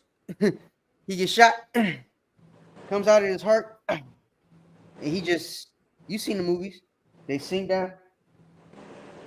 He slumped over. Like how the dude be slumped over in the car after the blicky hit him. Same concept. I'm telling you, this is Jake. This is Jake. Go ahead. Then said Jehu to Bikar, his captain, take up and cast him in the portion of the field of Naboth. Don't even bury this dude. Hey, go get his body and throw him in the field. Let the snakes get him. Go ahead. For remember how that, when I and thou rode together after Ahab his father, the Lord laid this burden upon him. You remember when me and you went to go roll after his pops in the same field? His daddy wanted this field so much, we should just throw him in the field. His daddy had his dream, right? Now your son get to die in the field you love so much, brother. This is Jehu. Tell me this ain't a nigga. You ever seen Jewish people have this much hate for their people? Lie. Come on now. This a Puerto Rican, bro. This Ephraim. Go ahead. Surely I have seen, verse 26, surely I have seen yesterday the blood of Naboth and the blood of his sons, saith the Lord. And I will requite thee in this plat, saith the Lord. Now therefore take and cast him into the plat of ground, according to the word of the Lord. Take him, just put him in that plat, bro. Y'all could bury his bones when somebody buy it from us. Ain't that crazy? That's some Esau stuff. Right? Build the house on top of the bones. It's somebody living on top of Jehoram body right now. His bones got a Jewish house or a Gaza house on it right now. Right? Netanyahu bombing it right now. Crazy, man. What verse you on? Verse 27. All right, bet. You got 10 more verses. Go ahead. Come. Verse 27. But when Ahaziah the king of Judah saw this, he fled by the way of the garden house. He said, oh, no, I ain't messing with this dude. He did. Went back to Judah. Go ahead. And Jehu followed after him and said, Where you going? You his family. You nephew. Come here. Get over here. Right? Go ahead. smite him also in the chariot. And they did so at the going up to Gur, which is by Ibleen. He said, kill everybody that pisseth on the wall. Anybody related to this dude, kill him. Right? This brother repping a whole different kingdom. Still got shot through the chest. Yeah, get over here. Huh? Mortal Kombat, the real. We was there first. Go ahead. And he fled to Megiddo and died there. And his He servants got carried shot and fled on the chariot and just died. Go ahead. And his servants carried him in a chariot to Jerusalem and buried him in the sepulchre with his father in the city of David. And in the 11th year of Joram, the son of Ahab, began Ahaziah to reign over Judah.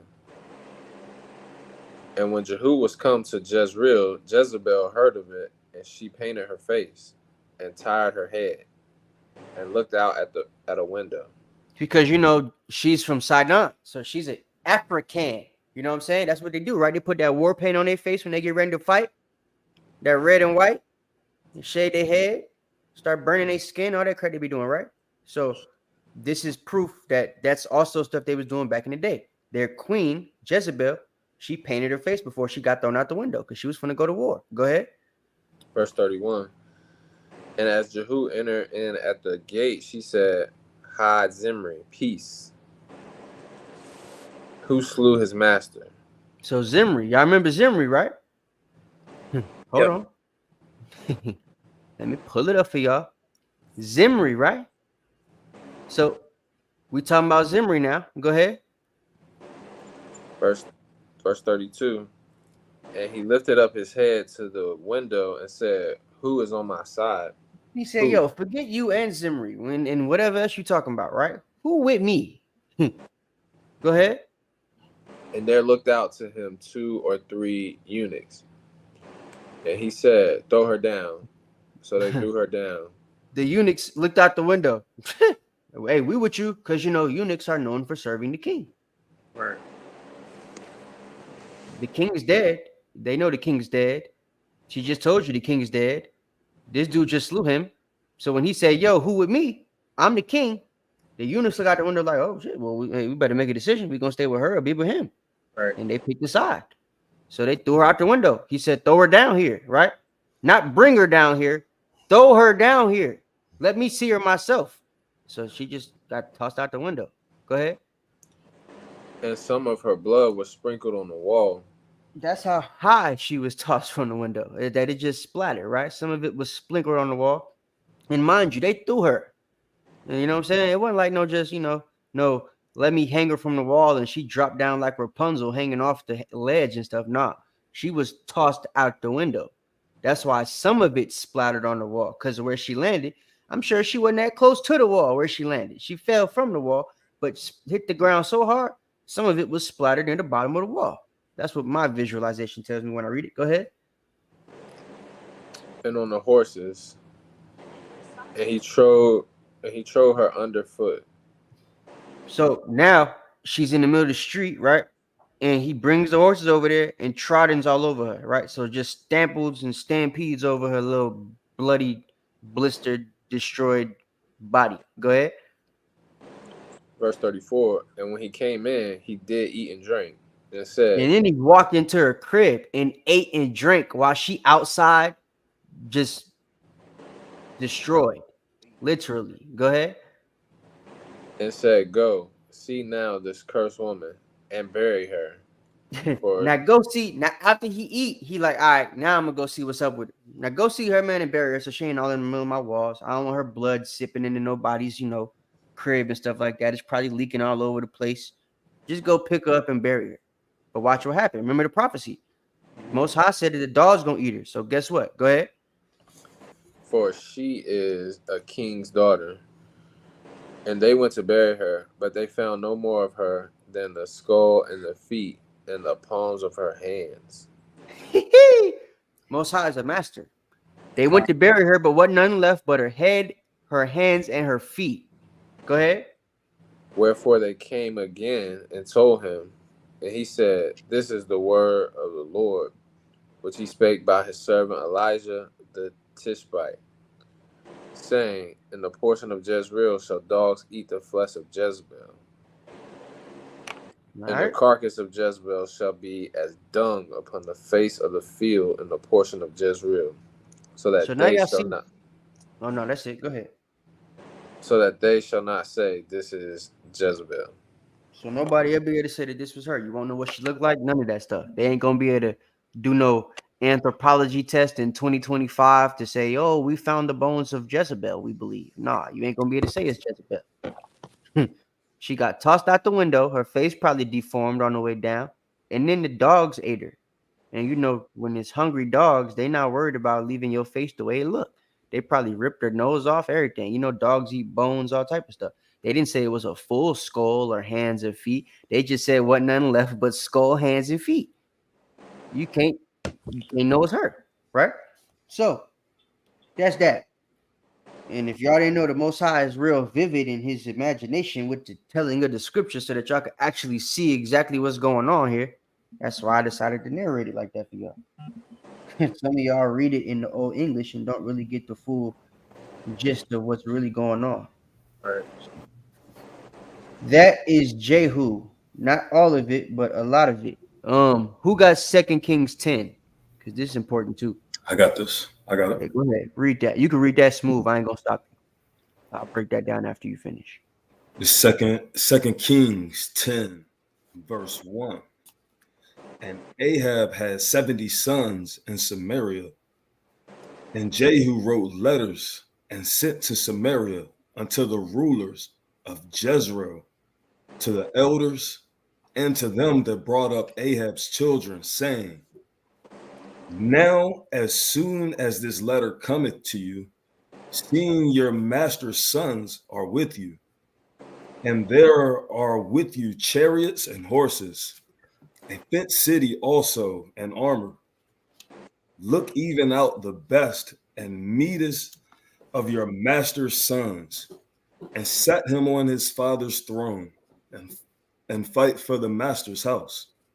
Okay, I gotta stop you there just to explain this part, right? So what's happening is Jehu done sent out a letter, right?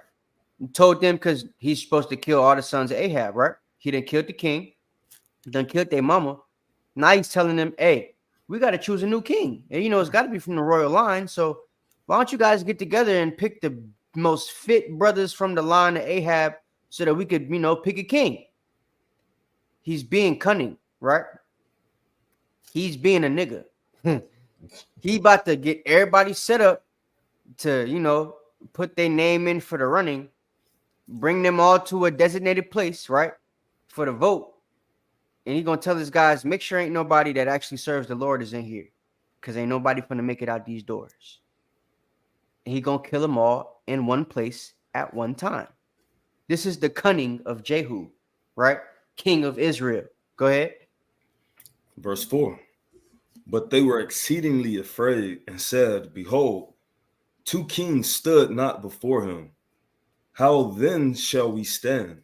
See, Ahab family like, yo, he already done killed our brother, like our mama, our daddy. What the hell we gonna do with this dude? He done killed the king, he done killed our uncle from the southern kingdom. He wasn't even messing with us. He killed him too. So it's like, you know, how we gonna stand against him? Go ahead. Verse 5. And he that was over the house, Slakia, and he that was over the house, and he that was over the city, the elders also, and the bringers up of the children, sent to Jehu, saying, We are thy servants, and will be all that thou shalt bid us. We will not make any king. Do thou that which is good in thine eyes. Mm-hmm. Then he wrote a letter the second time to them, saying, If ye be mine, and if ye will hearken unto my voice, take ye the heads of the men, your master's sons, and come to me to Jezreel, Jezreel, by tomorrow, this time. Now the king's sons, being 70 persons, were with the great men of the city which brought them up. And it came to pass, when the letter came to them, that they took the king's sons and slew 70 persons and put their heads in baskets and sent them to Jezreel. See that? When you thought he was talking about take the heads of the sons, you thought he was telling them, bring all them people up here by tomorrow. Nah, they took their heads. Go ahead. Verse 8. And there came a messenger and told him, saying, They have brought the heads of the king's sons. And he said, Lay ye them in 2 heaps of the entering in of the gate until the morning. And it came to pass in the morning that he went out and stood and said to all the people, Ye be righteous. Behold, I conspired against my master and slew him, but who also slew all these? Know now that there shall fall into the earth nothing of the word of the Lord Yahweh, which the Lord Yahweh spake concerning the house of Ahab. For the Lord Yahweh has done that which he spake by his servants Elijah.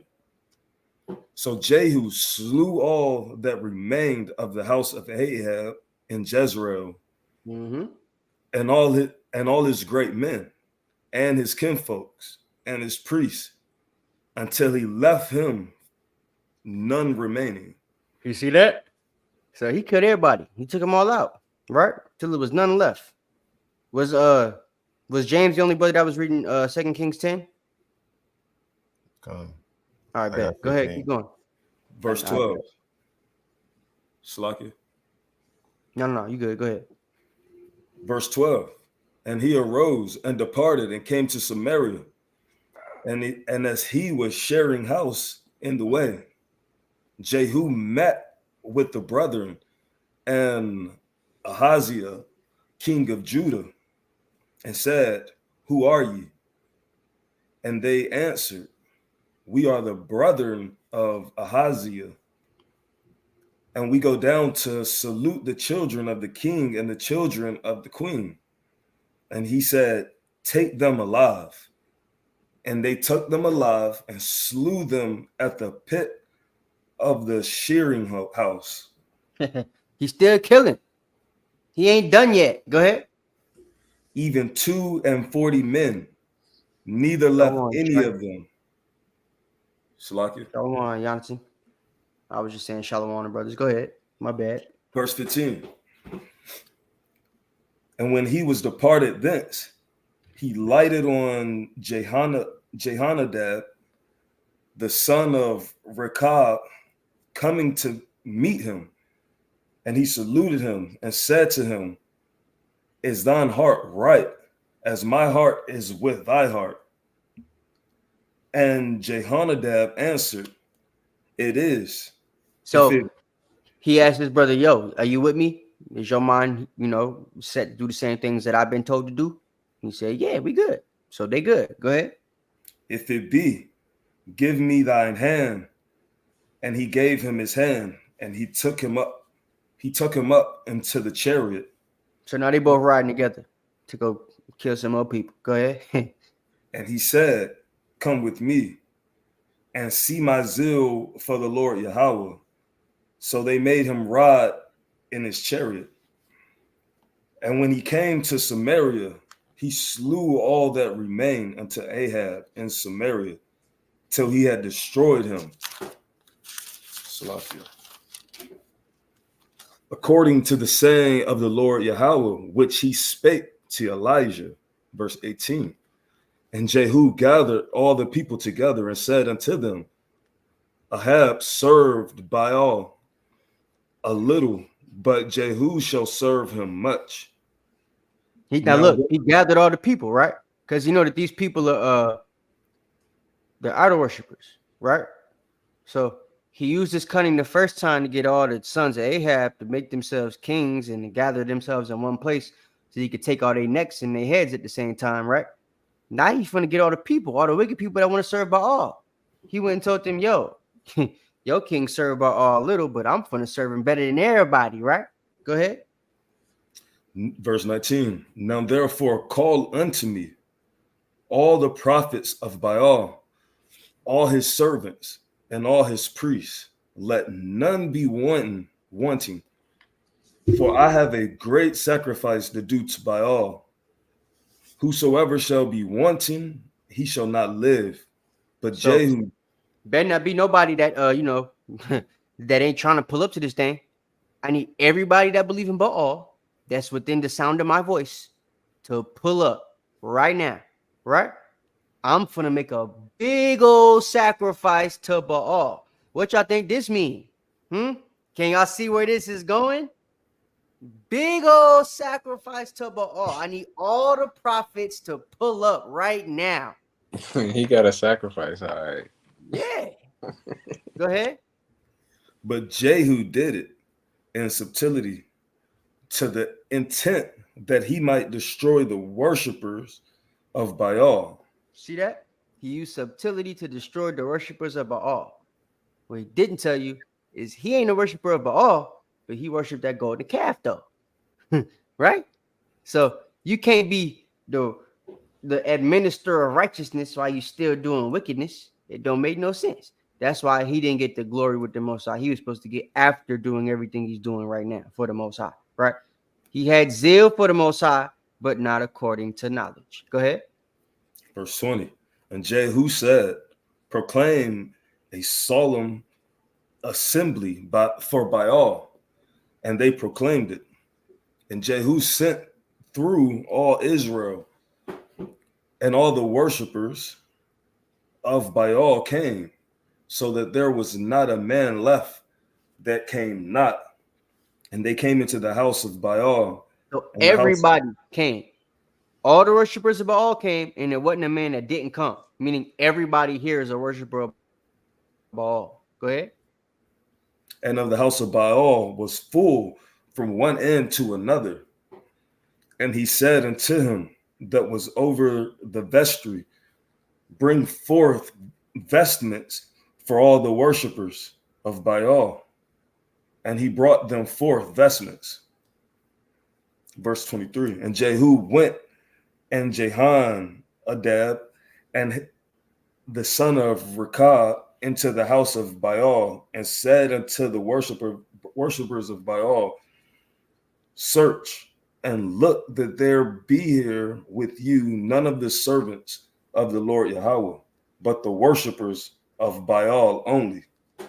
And when they went in to offer sacrifice and burnt offerings, Jehu appointed 80 men without, and said, if any of the men whom I have brought unto your hands escape, he that letteth him go, his life shall be for the life of him. You see that? So he said, look, first, I want y'all to make sure ain't nobody that's an Israelite up in here, right? That's actually serving the Most High. Nobody loved the Most High is in here. So they check. All right. It's all worshipers of Baal. All right, bet. Now, if any of these worshipers of Baal escape this room, for everyone that escaped, whichever door they escaped from, I'm taking your life. So that means you're going to die twice if 2 of them niggas die. I mean, get up out of here, right? That's basically what he told them. For everyone that escaped, whoever let them go, it's going to be your life I replace them with. So if you let 3 brothers get up out of here, I got to kill you 3 times somehow, because that's what he promised them, right? So at this point, everybody knowing how Jehu get down, you think they're going to let anybody get up out of there? I wouldn't. Go ahead. Verse 25, and it came to pass, as soon as he had made an end of offering he burnt the offering. And Jehu said to the guard and to the captains, go in and slay them. Let none come forth. And they smote them with the edge of the sword. And the guard and the captains cast them out and went to the city of the house of Baal. And they brought forth the images of the house of Baal and burnt them. And they break down the image of Baal and break down the house of Baal and made it a drought house until this day. Go ahead, keep going. Thus Jehu destroyed Baal out of Israel. Howbeit for the sins of Jeroboam, Boam, and the son of Nebat, who made Israel to sin, Jehu departed not from after them, to wit, the golden calves that were in Bethel and that were in Dan. You see that? So you see these golden calves, right? They got these golden calves that ain't been put out yet. He did all this work for Baal, but remember all them other gods that I mentioned that the Northern Kingdom still got to choose from, right? Shamash, Utu, Tarak, Ishtar, and the calves, Yahweh, right? So he's sitting here, watch my zeal for Yahweh. But is the Yahweh he got the zeal for the one that Elijah was talking about? Or is it the damn golden calf Yahweh? Calf. You see this? You see the wickedness of these niggas? So the whole time he was doing this for a damn calf that can't speak. Go ahead. Verse 30. And the Lord said unto Jehu, because thou hast done well in executing that which is right in my eyes, and hast done unto the house of Ahab according to all that was in my heart, thy children of the fourth generation shall sit on the throne of Israel. So you're going to get some kids unto the fourth generation that's going to get to sit on the throne of Israel because you did what I asked you to do. He gave him a King David type of thing, right? Basically how David wasn't allowed to build the temple, but Solomon was, right? It's that type of blessing he's getting here. I'm about to let your descendants reap the benefits of what you did, but you're not going to get to reap the benefits of what you did because you did something I didn't want you to do, right? Go ahead. Verse 31. But Jehu took no heed to the walk and the law of the Lord God of Israel with all his heart, for he departed not from the sins of Jeroboam, which made Israel to sin. And I told you was going to hear that phrase a lot, right? We've heard it twice now in four verses. Go ahead.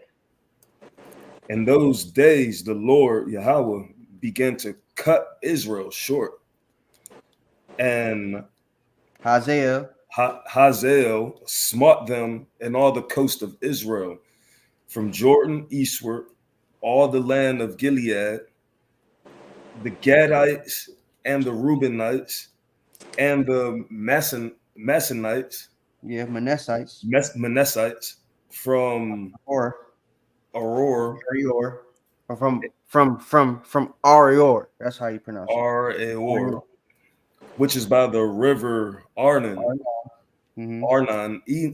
even Gilead and Bashan. Now the rest of the acts of Jehu and all that he did and all that Salakia. Now the rest of the acts of Jehu and all that he did and all his might, are they not written in the book of the Chronicles of the King of Israel? All right, that's all I wanted on that. So, and it's telling you where you can find the rest of this stuff at, right? So if you want to know more about Jehu, you can go into the Chronicles. You can read up where it say Jehu. You can get all his acts. That's what the Chronicles are for. Tell you the acts of the kings, right? Chronicles of the Kings. That's what it is. So, and First and Second Kings is just some stories to give context to the Chronicles. All right. So yeah, after you see all these different kings that's talked about in First and Second Kings, mainly Second Kings, if there's any chronicles about them, it always tells you, and the story of this king was written in the book of the Chronicles, or is it not written in the book of the Chronicles, to let you know that if you want to know more about this dude, you could go to the Chronicles and find out more about this dude. So that's that. The water for reading that, brother. I know it's a lot. This old English ain't easy, especially if it's your first time reading the passage. So the water to all of y'all. Let me see what's next. All right, so we getting to the end of it now. Who got 2 Kings 15? I got 2 Kings 15. So we see Israel has gone off, right? And it's telling you after Jehu, right? In his wickedness or whatever, certain things Israel wasn't able to recover from, right? One of which what we just saw. So yeah, we're gonna get into this. This is where we actually get to, get separated and everything like that. So Jehu begins the unfavorableness with us, really, with the Most High, because, like, we already wasn't favored, but he put Jehu in place to try to get the favor back. And Jehu only did like half of that to an extent, right? He didn't fully get us or put us in the position he was meant to put us in. So that was that. Now we got more kings, right? And we got a stronger Assyrian king. So now we getting into, before we read this, just to give y'all the historical context, we're getting into now the kings we spoke about last week as far as Pul, Tiglath-Pileser, and Shalmaneser III, right? So, so we got Shalmaneser III. We see him with Jehu. By the way, like I said, Jehu was the one giving tribute to Shalmaneser III.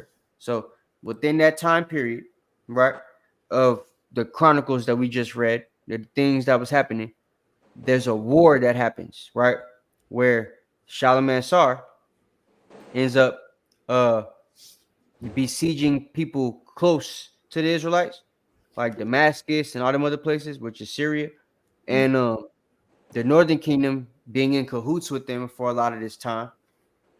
Once Damascus got taken, Syria goes down and stuff like that, they basically start paying tribute to these different kings of the Assyrian nation, right? And Shalmaneser was basically the first one to do that. So he's ruling during the time of Jehu. Jehu begins the paying off of the Assyrian kings to keep them from coming against us, right? But Tiglath-Pileser, or who the Bible calls Pul, he kind of stops all of that, right? So we had Menahem doing it with Shalmaneser. We had Tiglath is gonna be doing it. Well, I mean, Menahem is gonna be doing it with Tiglath too, and Shalmaneser the third basically started the money, but Menahem and Tiglath, they're gonna be the ones that basically start the deportation to an extent, but it's really gonna take off while Tiglath is running things, and Pekah is our king, right? And once Pekah comes up, he's basically gonna make it so that everybody ends up in a situation where it's easy for them to deport us. And while the deportation was happening, there were also Assyrians that were being put in the land to replace us, which is the other reason why the Samaritans were people that the northern or southern kingdom wasn't supposed to deal with, because that wasn't even a group of full Israelites. Some of them were Assyrians or Elamites or other people that were into the idol worship. That's why they had no problem worshiping the idols and weren't really getting with the Most High. The Samaritans, a lot of them, because a lot of them weren't actually Israelites. They were, Assyrians or people from the Assyrian kingdom that were transported into our land once we were deported out of our land. And it went like that. And that didn't stop until the time of Shalmaneser V, when he was killed in 722 BC, which made most of his people hop on the boat with us. It wasn't just a decision. When it read Second Esdras 13 and 40, where it talks about the Northern Kingdom coming to the Americas after Shalmaneser put him on a ship, it wasn't really their decision on their own to come to this land whenever mankind dwelt. They also made that decision with other Assyrians, and that's how they ended up over here. So a lot of the Mexicans, Native Americans, they look the way they look. They got that brown skin and that long black hair, stringy black hair, because the people that they got off the boat with had brown skin and stringy black hair. They were Assyrians, right? And they came over here and mixed with a lot of those people and never went back to Assyria because their king had got killed and was overtaken, which is why they came with us. So A little bit of history for you, but let's get back into this joint. All right, so y'all got that? 2 Kings 15. Okay. Let's get it. It's the book of 2 Kings, chapter 15, starting at 13. Shalom, the son of Jabesh, began to reign in the 39th year of Uzziah, king of Judah, and he reigned a full month in Samaria. For Menahem, the son of Gadi, went up from Tirzah. Gadai, bro. Gadai. You gotta say that right, brother. Gadai. Gadai. Yeah, Gad or die. You see, that's a good die. Right. Go ahead. For Menahem, the son of Gadai, went up Yeah. from Tirzah and came to Samaria and smote Shalom, the son of Jabesh, in Samaria, and slew him and reigned in his stead. And the rest of the acts of Shalom and his conspiracy, which he made, behold, they are written in the book of the Chronicles of the kings of Israel. So Shalom only reigned for a month, and he still got some chronicles. See what I'm talking about? All the kings is there. Go ahead. Then Menahem smote Tipsah and all that were therein, and the coast thereof from Tirzah, because they opened not to him, therefore he smote it. So And all Gad the women killed the whole there, city. He killed everybody. He said, y'all ain't gonna open up to me? Y'all ain't gonna receive me? He killed them all. Go ahead. and all the women therein that were with child, he ripped up. Damn. In the 39th year, Azariah, king of Judah, began Menahem, the son of Gadi, to reign over Israel, and he reigned 10 years in Samaria. And he did that which was evil in the sight of the Lord. He departed not all his days from the sins of Jeroboam, the son of Nebat, who made Israel to sin. Mm-hmm. And Pul, the king of Assyria, came against the land, and Menahem gave Pul 1,000 talents of silver, that his hand might be with him to confirm the kingdom in his hand. You see that? So look, Gad like, hey, bro, I see you got a strong army, and I'm a warrior myself, but I can't beat you. So you want to take that bread right quick? You know what I'm saying? Give you a little bribe, make y'all stay up there for a little bit, and Pul took it. And he like, okay, bet. Go ahead. And Menahem exacted the money of Israel, even of all the mighty men of wealth. You Of see that each though? man. But now it's a situation where everybody got to pay tribute. The kingdom is now in Tiglath-Pileser's hand, right? You're become a vizier state of Assyria. So now everybody got to give taxes. You got to pay tribute, right? So before it was just the king and his mighty men that had to do it. Now it's all the mighty men in the land that got to do this jump. And by the way, the southern kingdom got their own little things going on too with the Assyrian king already. And we're going to see how that comes into play in just a moment. So now both kingdoms, though separated, are paying tribute to this Assyrian king, right? Go ahead. Of each man 50 shekels of silver to give to the king of Assyria. So the That's king like of saying Assyria, everybody in the camp got to pay $50 to Joe Biden every month. Go ahead. so the king of Assyria turned back and stayed not there in the land. And the rest of the acts of Menahem and all that he did, are not they written in the book of the Chronicles of the kings of Israel? And Menahem slept with his fathers, and Pekahiah his son reigned in his stead. Mm-hmm. In the 15th year of Azariah king of Judah, Pekahiah the son of Menahem began to reign over Israel in Samaria, and reigned 2 years. Yep. And he did that which was evil in the sight of the Lord. He departed not from the sins of Jeroboam the son of Nebat, who made Israel to sin. But Pekahiah the son of Remaliah, a captain of his, conspired against him, and smote him in Samaria. You see that? And back to the captains killing people again. So it was a whole conspiracy. They like, yo, bro, these damn Gadites crazy. We need to get them off the throne. They the truth. They not supposed to be ruling anything any damn way. Make them captains again or something. So they conspire against him and they take him out the way, right? And he actually ends up being the last known member of the tribe of Gad to ever sit on the throne again. So we only got two of them, Menahem and Pekahiah, right? And he lost to this duck monkey Pekah. We're going to see why he a duck monkey in just a second. Go ahead. In the palace of the king's house with Argob and Ariah, and with him 50 men of the Gileadites, and he killed them and reigned in his room. He took men from his own people. Pekah took Gadites, Reubenites, and half the tribe of Manasseh from Gilead and made them kill their own damn king. Go ahead. And the rest of the acts of Micaiah and all that he did, behold, they are written in the book of Chronicles of the kings of Israel. Mm-hmm. In the 2 and 15th year, Azariah, king of Judah, Pekah, the son of Remaliah, began to reign over Israel and Samaria and reigned 20 years. And he did that which was evil in the sight of the Lord. He departed not from the sins of Jeroboam, the son of Nebat, who made Israel to sin. In the days of Pekah, king of Israel, came Tiglath-Pileser, yep. and king of Assyria, and took Yep. Ijon and Abel Beth, Maachah, and Yeah, Abel Beth Genoa, Makkah. and Genoa, and Kadesh, and Hazar, and Gilead, and Galilee, and all the land of Naphtali, and carried them captive to Assyria. So look, now he comes during the time of Pekah, right? Mind you, the Gadites were the troop, right? They're the generals. We see the biggest Gadite king, the general himself, Menahem, gets to become the king once he kills the king, right? Mm-hmm. So they in control.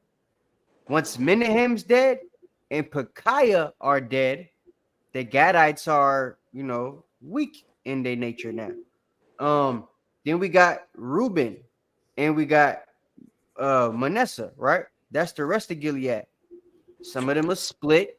They got a fight going on because there was a conspiracy. So some of them was gonna be on Pekahiah's side, some of them was on the other brother's side. So they in a split. When it comes time for the war to start and they have to fight against the Assyrians, it's not no unified front, even with the northern kingdom.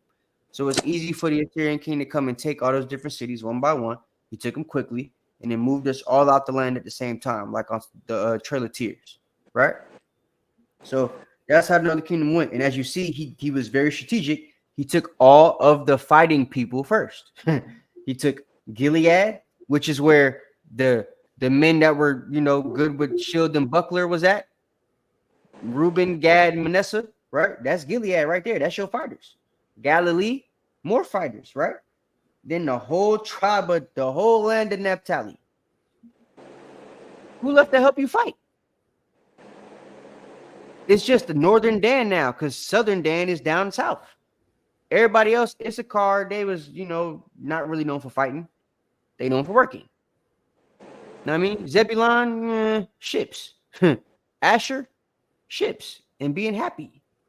Like, it's all the fighting people gone. Right? They all lead the land at the same time. So that's important to keep in mind. Go ahead. We're almost done. Verse 30. I'm about to say, you can use this, well, not even really just to insert, you can use that verse 29 too to show that it's Israelites in the book of Tobit, or Jonah.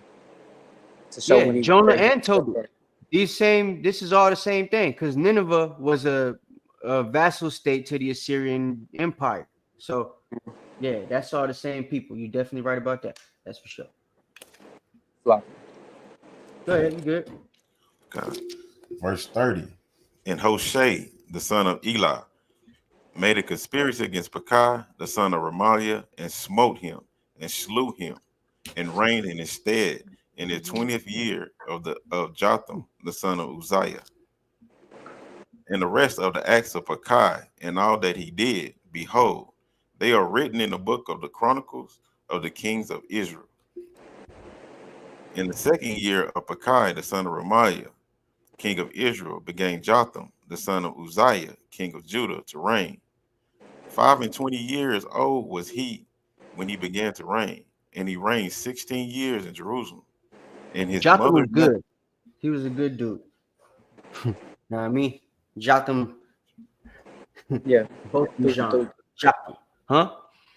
Now, he was a good king through and through. He ain't switched the whole time. He was straight. Yeah, The he whole was good. He was good. But he's on the Southern Kingdom. You see what I'm saying? He had the right. counterpart up north, and that's what, well, kept us wicked. Go ahead.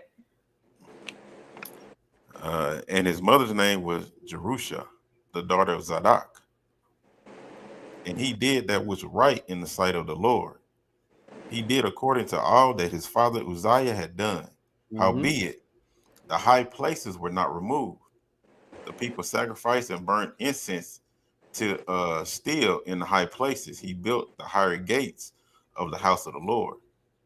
Now the rest of the acts of Jotham and all that he did, are they not written in the book of the Chronicles of the kings of Judah?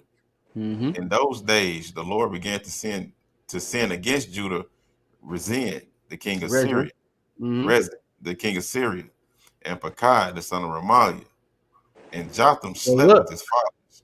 look, did you see that? Did you catch that? In those days, Yahweh began to send against Judah, the king of Assyria, and Pekah, the son of Ramlah. Right? He's sending a heathen and the king of Israel against Judah. Right? We're going to get into why that happened. Verse 38, and Jotham slept with his fathers and was buried with his fathers in the city of David. All right. And Ahaz began to reign. So Ahaz is important now, right?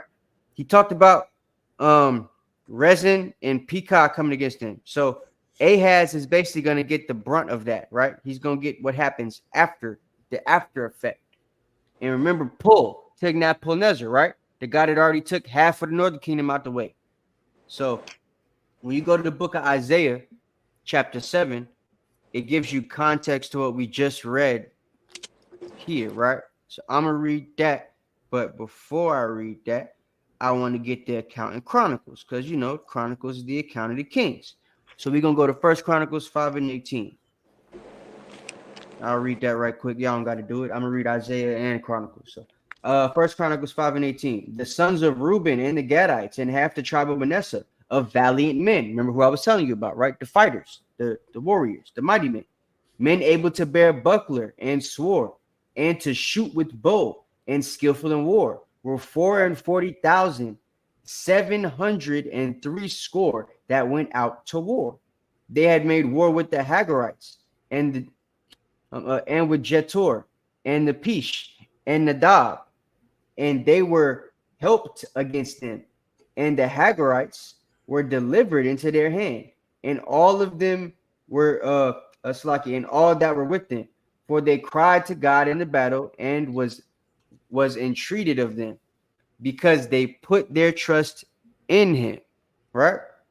For there fell down many slain, because the war was of God, and they dwelt in their steads until the captivity. See that? And the children of the half tribe of Manasseh dwelt in the land. They increased from Bashan to Baal-Haran and Sinir, and unto Mount Hermon. And these were the heads of the house of their fathers. Oh, I'm tripping. No, I'm not. It's right here. And these are the heads of the house of their fathers. I was going to read. I should have just read this first, but it is what it is. So, the heads of the house of their father. I'm going to start Salaki. Yeah, we'll just start. All right. And the children of the tribe of Manasseh dwelt in the land, increased in Bashan from Baal-Haram and Sinir. And these were the heads of the house of their fathers, even Epher and Ishi, Eliel, Azriel, and Jeremiah, and Hudavai, and Yahadel, and the mighty men of valor, famous men, and heads of their house of the fathers. And they transgressed against the God of their fathers, and went a whoring after the gods of the people of the land, whom God destroyed before them. And the God of Assyria, Slaki, the God of Israel, stirred up the spirit of Pul, or Tignath-Pileser, the king of Assyria, and the spirit of Tignath-Pileser, king of Assyria, and he carried them away, even the Reubenites and the Gadites and half the tribe of Manasseh, and brought them to Halah and Habor and Harah, and even goes on unto this day. So that was just a summary to explain to you, yeah, these big time, mighty fighting men that was ruling the land. The reason the Northern Kingdom was able to get overtaken is because they all got taken out the place at the same time. Now all your fighters are gone, right? That was strategic. So now with them gone, I'll go to Isaiah 7, and you can see why exactly the Northern Kingdom had to get with the resin, right? Because they don't have an army no more. So now they've made themselves an arm, if you will, to Syria, right? And to resin. So Isaiah chapter 7, and we'll start at verse 1. It says, and it came to pass in the days of Ahaz, the son of Jotham, right? We see Jotham just died. Ahaz is on the scene now. The son of Uzziah, king of Judah, that Rezin, the king of Syria, and Pekah, the son of Remaliah, king of Israel, went up toward Jerusalem to war against it, but could not prevail against it, right? Because what? Rezin ain't no real fighters. They couldn't beat us. And the real fighters from Israel is gone. Judah still got Benjamin. Judah still got Judah. Judah got Dan of the south. You're not going to beat that without the Gadites and the Reubenites and half the tribe of Manasseh. It don't matter if you got Rezin there, right? So they couldn't do it. They lost. It says, and it was told that the house of David, saying, Syria is confederate with Ephraim, right? And his heart was moved, and the heart of his people, as the trees of wood are moved with the wind, right? That's why you can't be tossed to and fro with every wind of doctrine. It happened with the king of the northern kingdom, right? And he got tossed over there with Syria and then got tossed out the way. Verse 3. Then, we're going to skip. Let's go to verse 5. It says, because Syria, Ephraim, and the son of Remaliah have taken evil counsel against thee, saying, let us go up against Judah and vex it, and let us make a breach therein for us, and set a king in the midst of it, even the son of Tabiel. Thus saith the Lord God, it shall not stand, neither shall it come to pass. For the head of Syria is Damascus, and the head of Damascus is Rezin. And within 65 years shall Ephraim be broken, and it shall be not a people. So the Most High decided to take the rest of them out the land simply because of this act right here, right? You're going to come against your brother with this damn duck monkey heathen right here? I bet. Well, guess what? Y'all gonna get to take out Damascus. Only person you got to worry about with Damascus is Rezin, and he's in your face right now, Judah. So he ain't got to worry about him too much. And guess what? His help is Ephraim. They not gonna be a people soon. So just be patient, right? Verse 9. And the head of Ephraim is Samaria, and the head of Samaria is Remaliah's son. Y'all know who that is, right? And if he will not believe, surely ye shall not be established. So if you're going to keep acting like this, your throne ain't going to be established. It is what it is. Moreover, the Lord spake unto Ahaz, saying, ask thee a sign of Yahweh thy power. Ask it either in the depth or in the height above. So ask it according to what I just told you. But Ahaz said, I will not ask, neither I tempt the Lord. I ain't even going to ask you nothing. I'm going to tell you what you told me. And he said, hear ye now, O house of David. It is a small thing for you to weary men, but will ye weary my God also? Therefore the Lord himself shall give you a sign. Behold, the virgin shall conceive and bear a son, and his name shall be Emmanuel. Y'all know that whole story, right? So let's jump to verse 17. So, and the Lord shall bring unto thee and upon thy people and upon thy father's house days that have not come, from the day that Ephraim departed from Judah, even the king of Assyria. So Ephraim not only got in trouble from departing from Judah, they also got in trouble for departing from the king that the Most High set above the Israelites, the Assyrian king, right? The Most High sets the king in the land, right? So since you went against both the kings I set above you, y'all gonna be done. It's a wrap for you, right? 18. And it shall come to pass that in that day that the Lord shall hiss for the fly, that in the utmost part of the rivers of Egypt, for the bee that is in the land of Assyria. And they shall come and shall rest all of them in the desolate valleys, and in the holes of the rocks, and in upon the thorns, and upon all bushes. Yeah. And in the same day shall the Lord shave with a razor that is hired, right? It's a car. Namely, by them beyond the river, by the king of Assyria, the head and the hair of the feet, and it shall also consume the beard. Right? Now, hold on just a second. I want to check something that I didn't check before.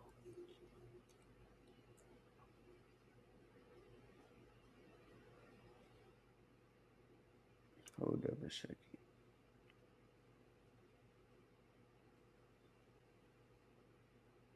Okay, cool. I was just trying to check. All right. So yeah, that's what happens there, right?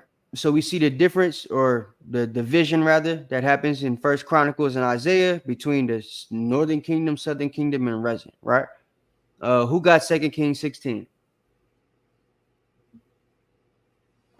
Lucky, I got it. All right, go ahead. And whoever got 2 Kings 17, go ahead and get that ready too, because that's gonna be the last thing, and we're gonna get up out of here. It's the book of 2 Kings, chapter 16 from the top. In the 17th year of Pekah, the son of Remaliah, Ahaz, the son of Jotham, king of Judah, began to reign. 20 years old was Ahaz when he began to reign, and reigned 16 years in Jerusalem, and did not that which was right in the sight of the Lord his God, like David his father.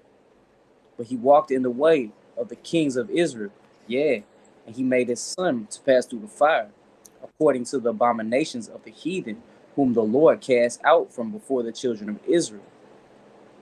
And he sacrificed and burnt incense in the high places, and on the hills, and under every green tree. Then Rezin, king of Syria, and Pekah, son of Ramal, king of Israel, came up to Jerusalem to war. And they besieged Ahaz, but could not overcome him. At the time, Rezin, king of Syria, recovered Eleph to Syria, and drave the Jews from Eleph and the Syrians to Eleph, and dwelt there unto this day. Verse 7. That's it. Oh, You want me to keep going, Cap? yeah, keep going, keep going. Verse 7. No, sorry. So Ahaz sent messages to Tiglath-Pileser, king of Assyria, saying, Go ahead. Yes, sir, I am the servant and thy son. Come up and save me out of the hand of the king of Syria, and out of the hand of the king of Israel, which rose up against me. So Ahaz said, yo, what? Y'all gonna come against me? All right, I got something for y'all. Hey, pull. Hey, yo, I'm your son, bro. You know what I mean? Most High put you against me. I'm like he put you above me. I'm gonna be under you. You know what I mean? Pause. I'm gonna be your servant. Pause. Right. So yeah, that's what he said, right? And you know, pull like that type of talk. You the king of the southern kingdom, right? You got the sepulcher in your hand for Israel, and you talking about bowing to me? All you want me to do is help you? I bet. Well, let me just take the rest of the niggas out the landing. Go ahead. Verse 8. And Ahaz took the silver and gold that was found in the house of the Lord, and in the treasures of the king's house, and sent it for a present to the king of Assyria. And the king of Assyria hearkened unto him, and the king of Assyria went up against Damascus and took it, and carried the people of it captive to Ker, and slew Rezin. And King Ahaz. Yeah, I mean he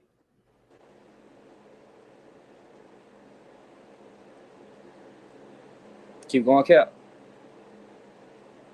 So if Rezin gone and your army gone, only thing left to be gone is you, right? And it's nobody to protect you. It's nobody to stop you from being taken out the land.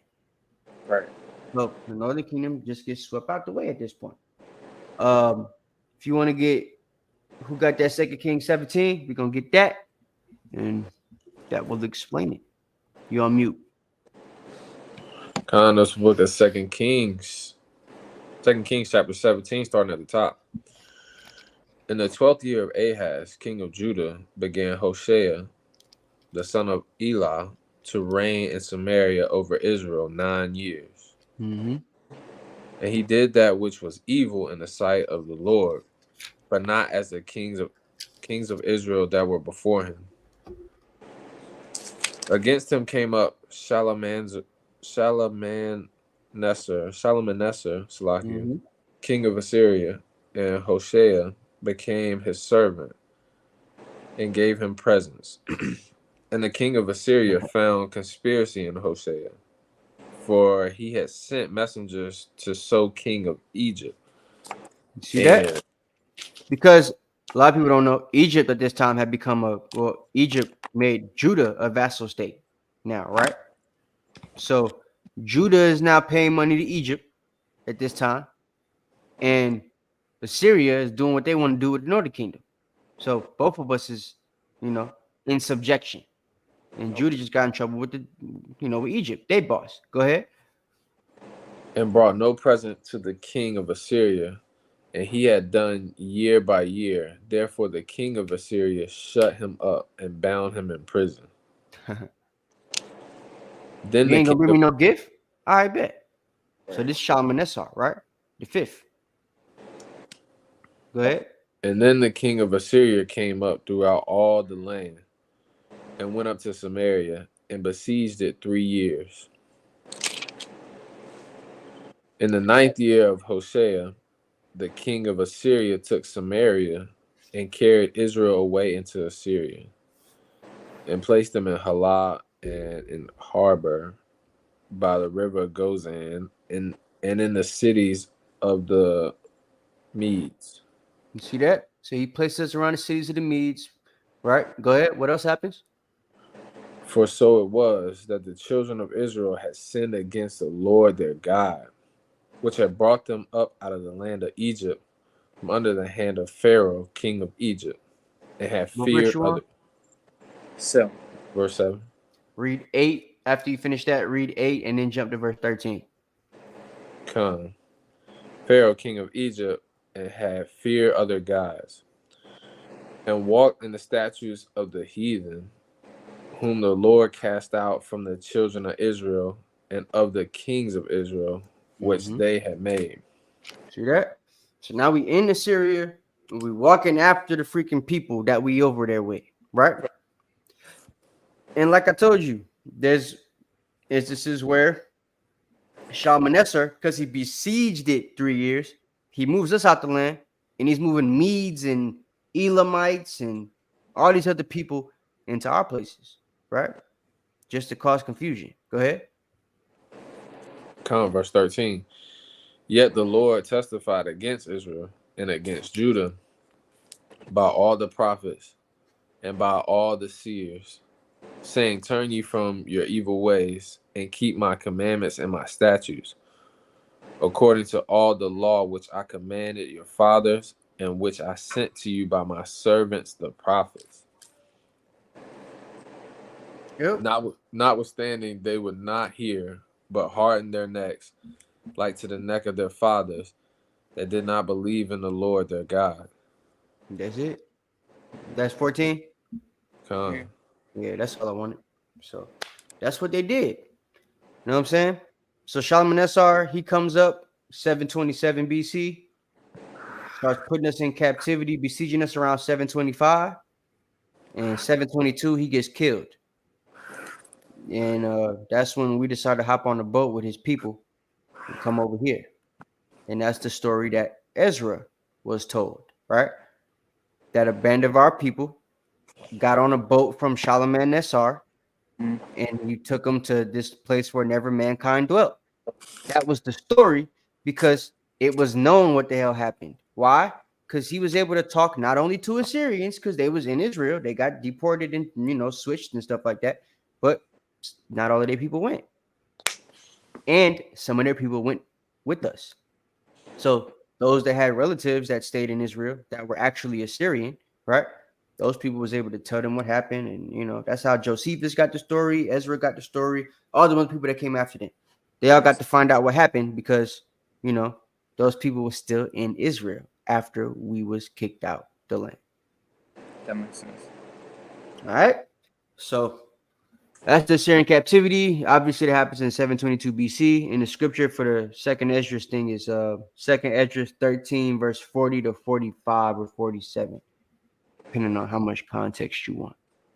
So And y'all know the result of that whole us being put in captivity is Zechariah 11:14, right? The brotherhood gets broken between Israel and Judah. Jeremiah 50 and 33. We come back being oppressed together, and the people that have us refuse to let us go. Now, northern kingdom and southern kingdom in one land, right? And the result of that is where we at now. Ezekiel 37, verses 19 to 28, where there's a stick of Ephraim and his companions, and the stick of Judah and their companions, and the Most High makes them one stick, joins them back together, and makes it a sign that they could see before their eyes, which we now call the 12 tribes chart, right? So that's the history of the Assyrian captivity and how we got here today. So, hope y'all enjoyed it. Hope y'all understood it. For y'all four up here on the cloud, was it easy enough to understand, or was it confusing? It was easy with your commentary, especially. Cool. That's all I wanted to know. Yeah, the way you put it together. All praises. Yeah, you talked in modern terms and connected the Bible from old to modern day, so it made it a lot more easier to connect. That's all I was trying to do, because I know that And too, old to just English. bring up the kings too, so that we kind of like understood the significance of. Yeah, because I ain't want to. Jehu. It's a lot of kings, right? And I ain't want to go into all of them because y'all see how like it took us 2 hours and 30 minutes to do that crap. If we would have talked about all them kings I had on the jump, we'd still be doing it. So, Like 6 parts. I mean, y'all could look them up. These kings, damn, it didn't do what I was trying to do. All right, here we go. These kings right here. Yeah, I'm gonna take a screenshot. One of y'all get Daniel. Yeah, I'm gonna let you. One of y'all get Daniel. I got it. Hey King, can you send that screenshot in the chat when you take that? Yeah, I got you. I'm gonna let y'all all take a screenshot after we close. If y'all stick around for a minute, literally 60 seconds after we end the live, y'all be able to take all the screenshots y'all want. Yeah, I don't know how to do it on this iPad. I figure. You think you hold the power button and hold the little circle or whatever at the same time, or your volume button in the circle. Oh yeah, the top joint. Okay. Let me see. Oh yeah, we locked in now. Bet. All right. So yeah. Timeline leading to Assyrian captivity. That ain't what I want. So yeah, Wicked Kings. If you go after Jeroboam, we know, right? The next one after him gonna be Nadab. Then you just go down the line. And Wikipedia is a pretty good source for that because it tells you the timelines and everything already, and it gives you a little bit of a summary on what exactly happened with each of the kings. So you just might have to read a little bit and make sure these sources are correct. But yeah, you know, everything I put on here was stuff I researched already, so we know at least this much was right. And I know some of the wiki pages say this exact information too. So, but you know, it was what there's Jeroboam, Nadab, Bashan, 4, 5, 6, 7, 8, 9.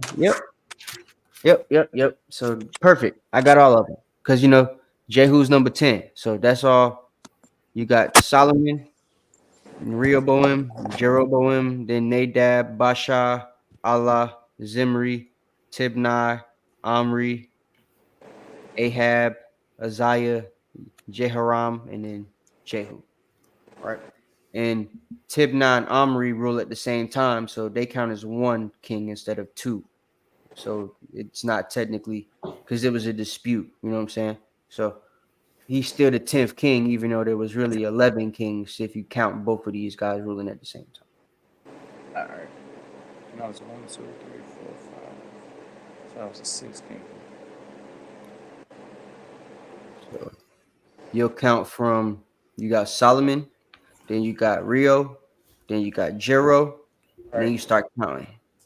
So Nadab, shout out. really you started Jero because he the first king. So Jero was 1, then Nadab 2, Basha 3, Allah 4, Zimri 5, Tibna and Omri 6, Ahab 7, Ahaziah 8, Jehoram 9, and then Jehu 10.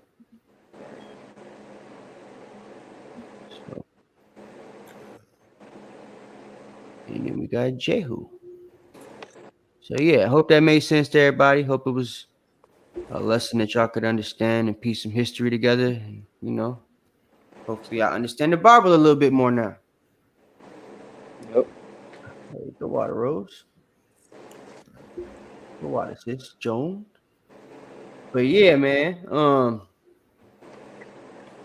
Yeah, y'all better count your lessons and stuff, because I ain't gonna be doing this too much longer. I'm serious about that.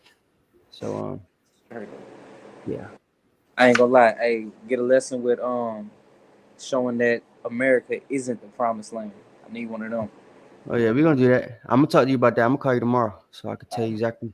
I want you to put that nigga on the class. I want to talk to him. All right, bet. It was some girls that came with that on Saturday, and I almost had a heart attack. Yeah. The irony Ask of her around.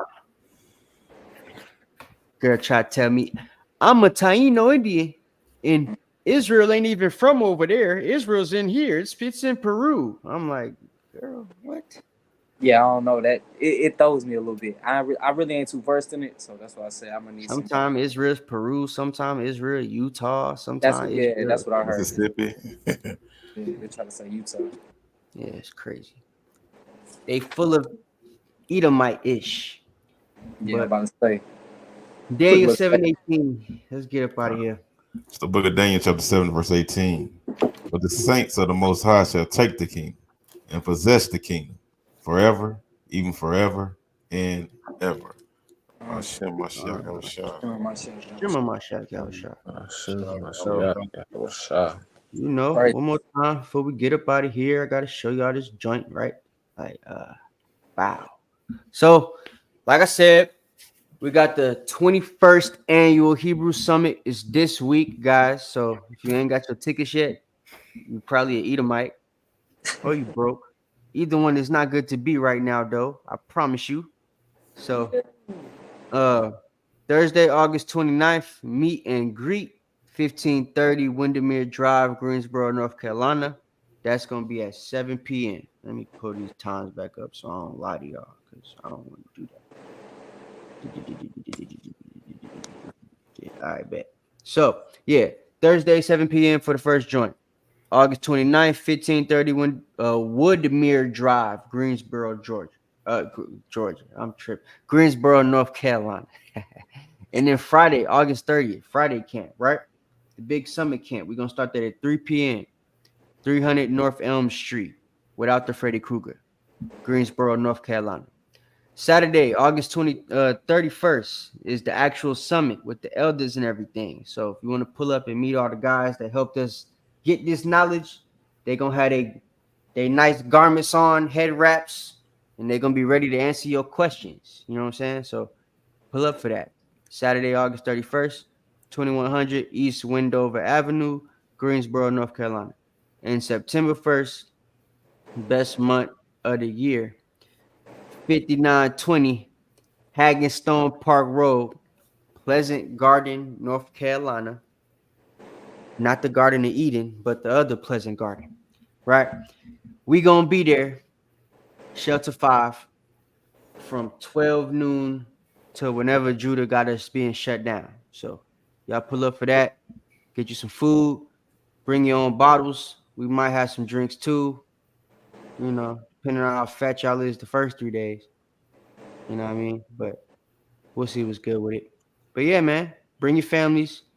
Bring your garments, bring your fringes, bring your Bibles, your notepads, notebooks. Because there's different things they do at the summit. Not just talk about the Bible. They got a portion where they get your family right.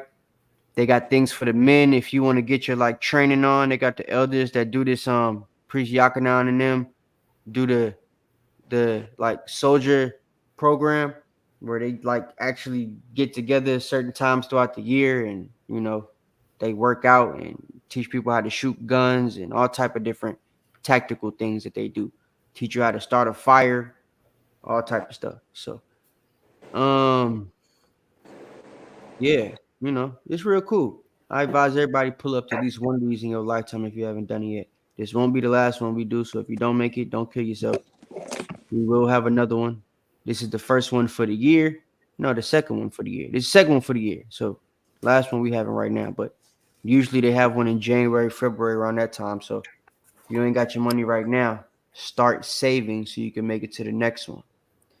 Because if it's up to us, the next one gonna be in Atlanta, and you know who gonna be running out too. So that's the goal. That's what we hoping for. But we're gonna see how this first one go first. So yeah, man, that's all the announcements I got for y'all today. The brothers look tired. I want to thank you guys for helping me out tonight. And My pleasure. shalom to everybody. Hope y'all enjoyed the lesson. So Let me find this outro right quick. Make sure I click the right stuff. Hold up a minute. Where is it? All right, bet. All right, y'all. Well, we'll see y'all later. Love y'all. Shalom. Shalom. Shalom. This is not a test.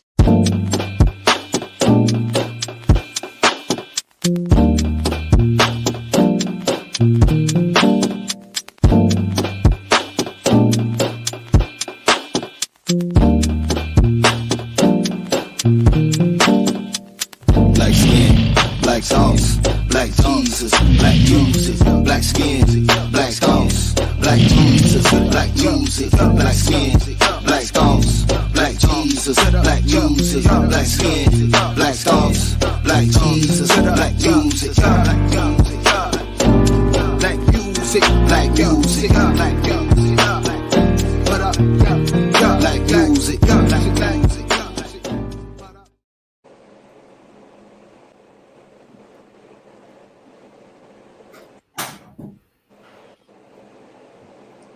You starting the class?